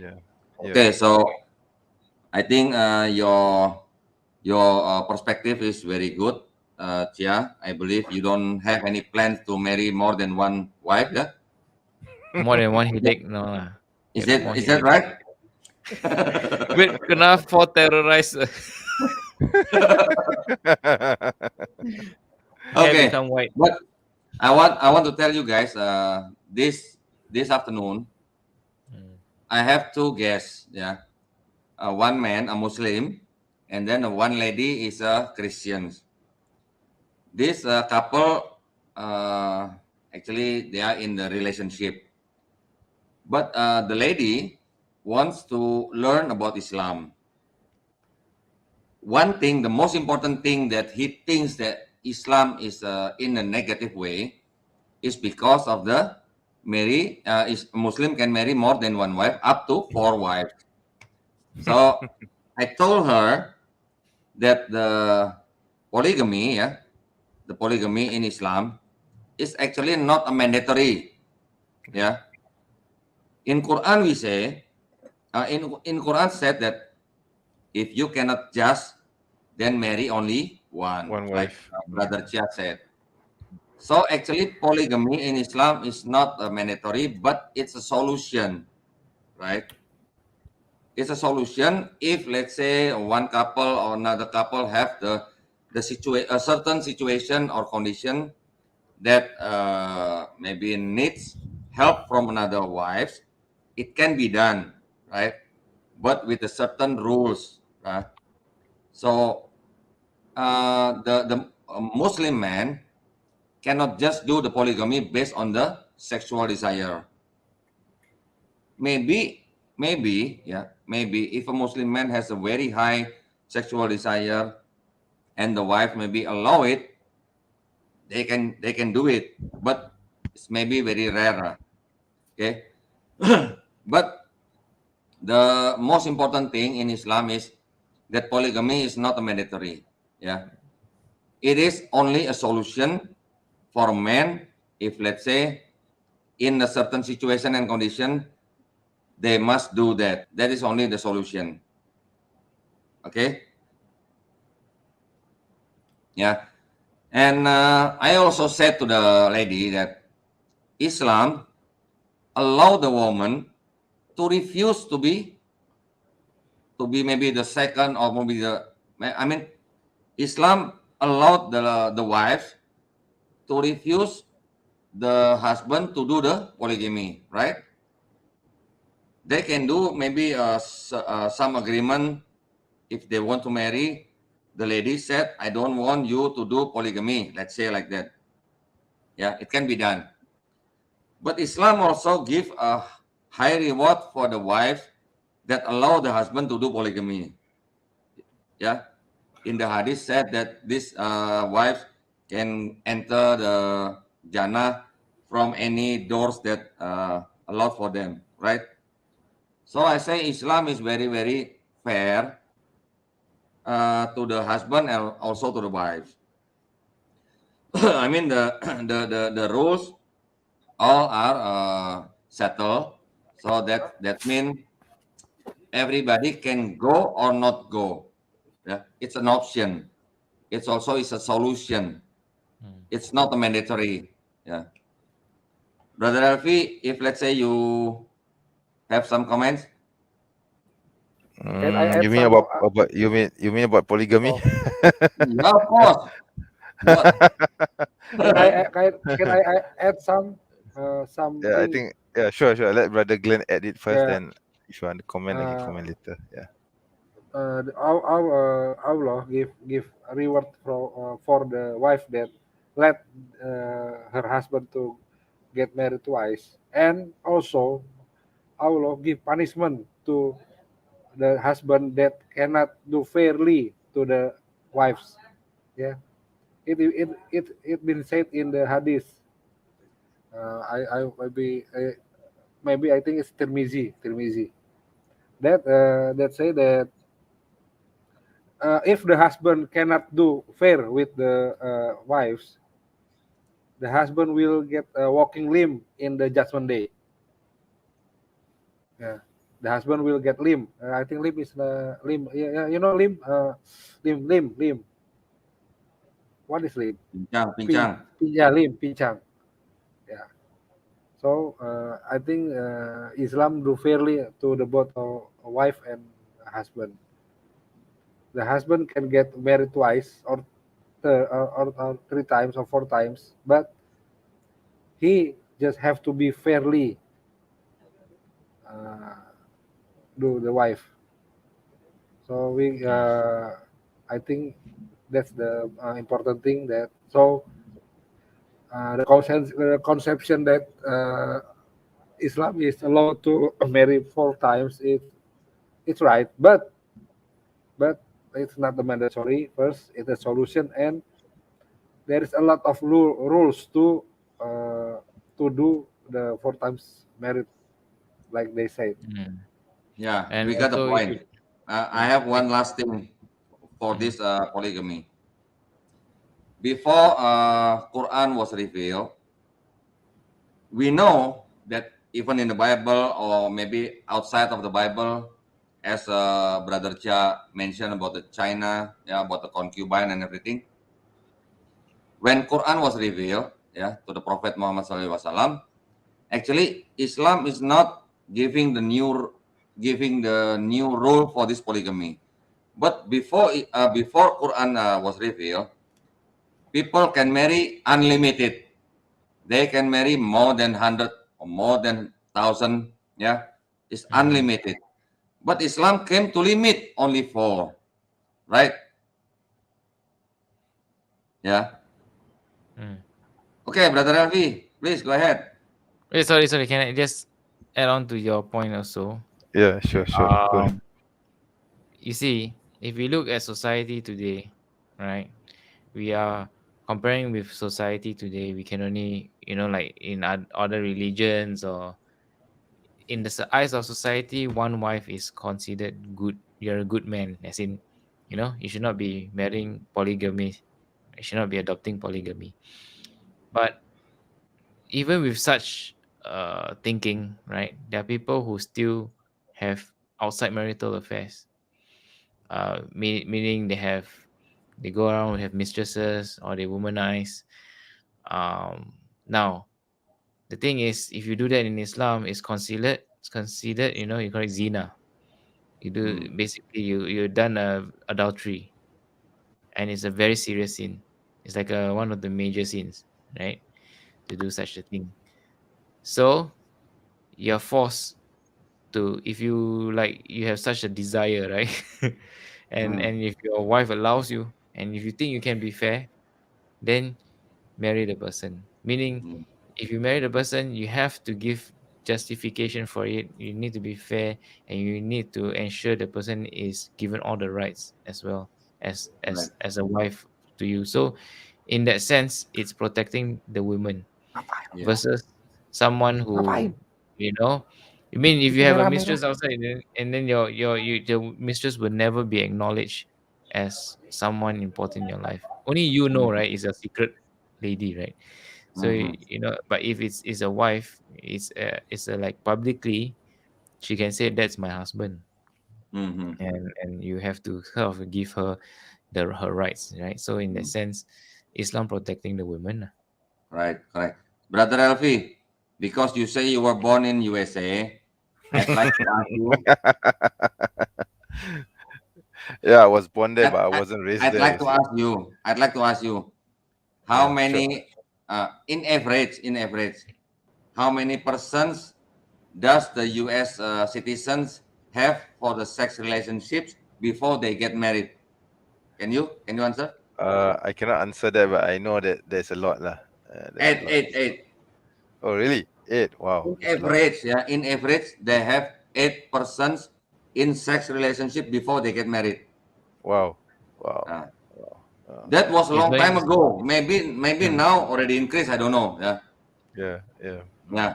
But and then I said, in the world, mostly in the most country in the world, now the number of the women is more than men, right? Yeah, more than men. Yes. So what is the solution? Marry more. Then Go ahead, then, brother. Wait. You said more than men, right? Yeah. People might ask you, like, why is that so? Okay, very simple. You know, mostly people who are in jail are men. Correct. I mean, if you see the jail, I think the proportion of men is more than women, I think. Yeah. And if I'm not wrong, so now, if statistics, if you look at births, more women are born, more ladies are born. yeah, more females are born. Yeah, compared to And males. also, if you were to go to the number of wars we fought, a lot of men go for war, so more men die. Yes. So statistically, around the world, there's actually lesser men than women. Yeah. Yeah. So Yeah. our job to marry them all. Huh? So our job to marry them all.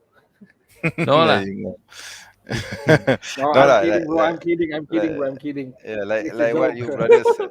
Yeah, like what you brothers said. Marriage is not a obligation. It's a solution. It's just a solution, and option, and a solution. It's not something that we must do, right?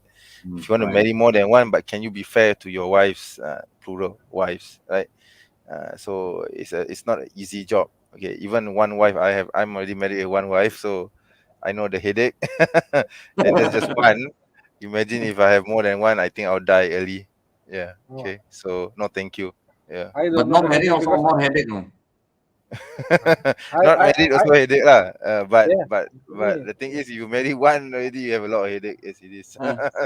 This one not married yet. This one not married yet. I'm get headache every day.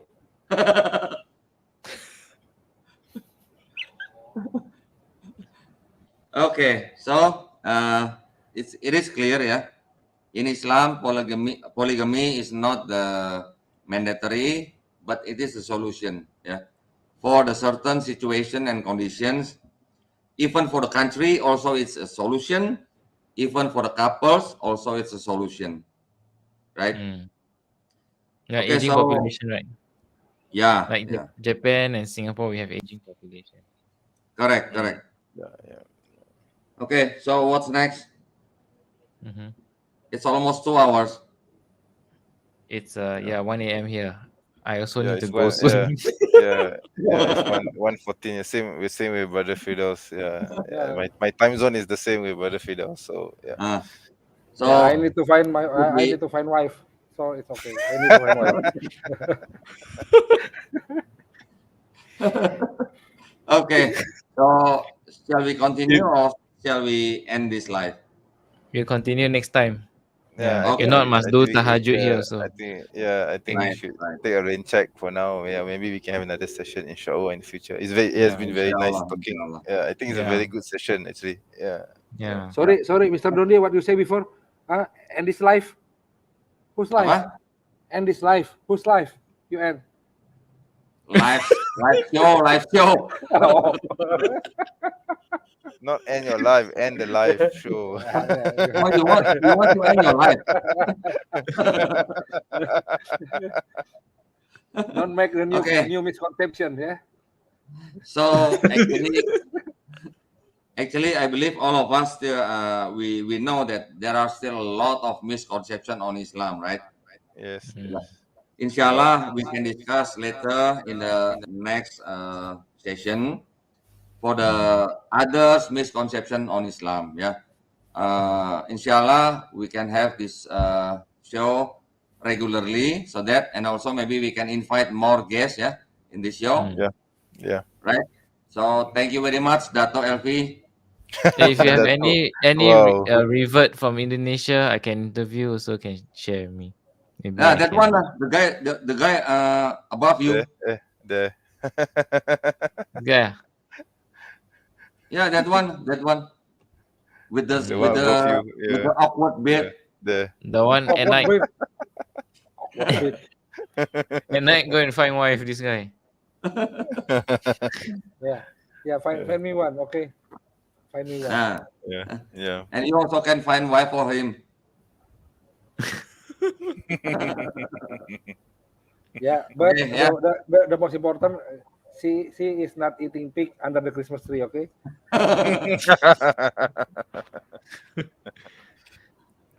Okay. Thank you very much, Brother Chia, for this session.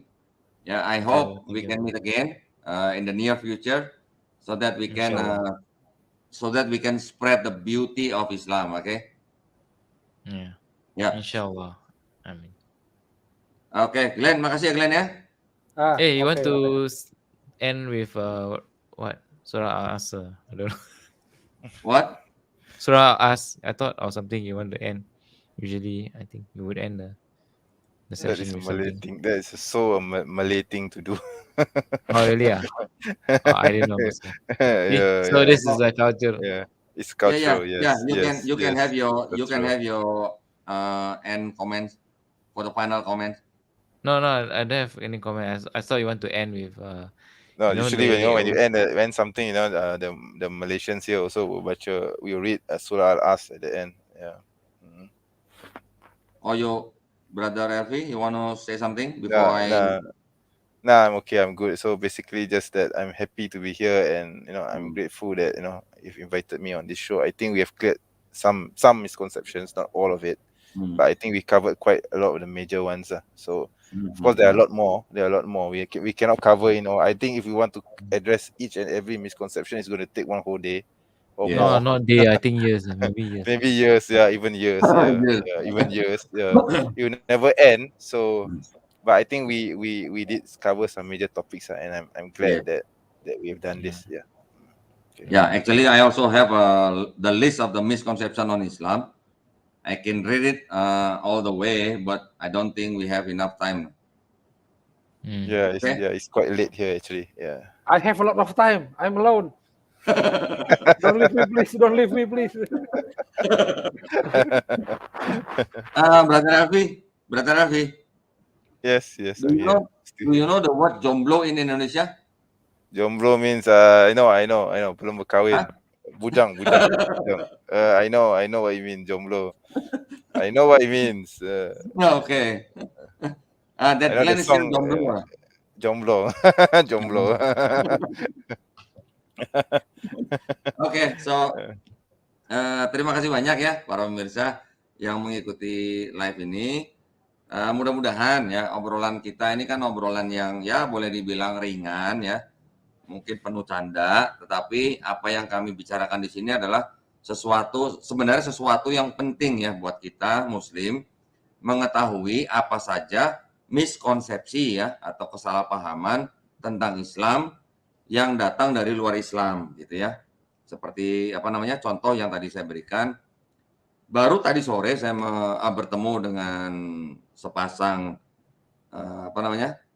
pria dan wanita yang ternyata wanita ini dia berasal dari kekristenan, dia ingin belajar Islam. Ternyata hal yang dia maksudnya hal terbesar buat dia yang menganggap bahwa Islam itu negatif, yaitu karena ada poligami di dalam Islam. Ya, kami jelaskan bahwa poligami di dalam Islam itu adalah sebenarnya adalah solusi, gitu ya, bukan wajib, gitu ya. Nah, solusinya itu bisa bermacam-macam. Nah, saya jelaskan kepada mereka. Dan di dalam Islam juga, Islam memberikan hak kepada seorang wanita untuk menolak suaminya berpoligami. Tetapi Islam juga menjanjikan pahala untuk istri yang mengizinkan suaminya berpoligami. Tetapi poligami yang paling afdol itu adalah poligami karena Allah Subhanahu wa taala, ya, bukan karena nafsu dan semacamnya begitu.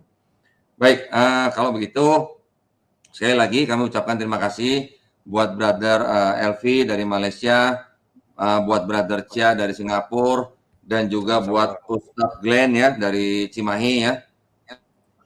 Mudah-mudahan acara kita pada malam hari ini bermanfaat bagi para pemirsa, dan saya ingin mengingatkan kembali bagi para pemirsa yang ingin berpartisipasi untuk memberikan zakat sedekah infaknya, bisa mengirimkan ke Bank Syariah Indonesia dengan kode bank 451, nomor rekening 111889988 atas nama Yayasan Pembina Mu'alafat Tauhid. Dan juga jika para pemirsa ada yang ingin berpartisipasi untuk wakaf tanah yang berlokasi di Wonosalam, Jombang, Jawa Timur, ya, seluas 6 hektar dengan harga Rp250.000 per meter persegi, bisa mengirimkan ke nomor rekening yang tadi saya sebutkan atau yang di running text ya, bisa dicatat. Bukti transfer bisa dikonfirmasi ke nomor handphone 0812 3280 2080 atau 0811 188 9181. Barakallahu fikum. Mudah-mudahan kita semua diberikan kesehatan dan dilindungi Allah Subhanahu wa taala. Wabillahi taufik wal hidayah. Wassalamualaikum warahmatullahi wabarakatuh. Waalaikumsalam warahmatullahi wabarakatuh. Waalaikumsalam.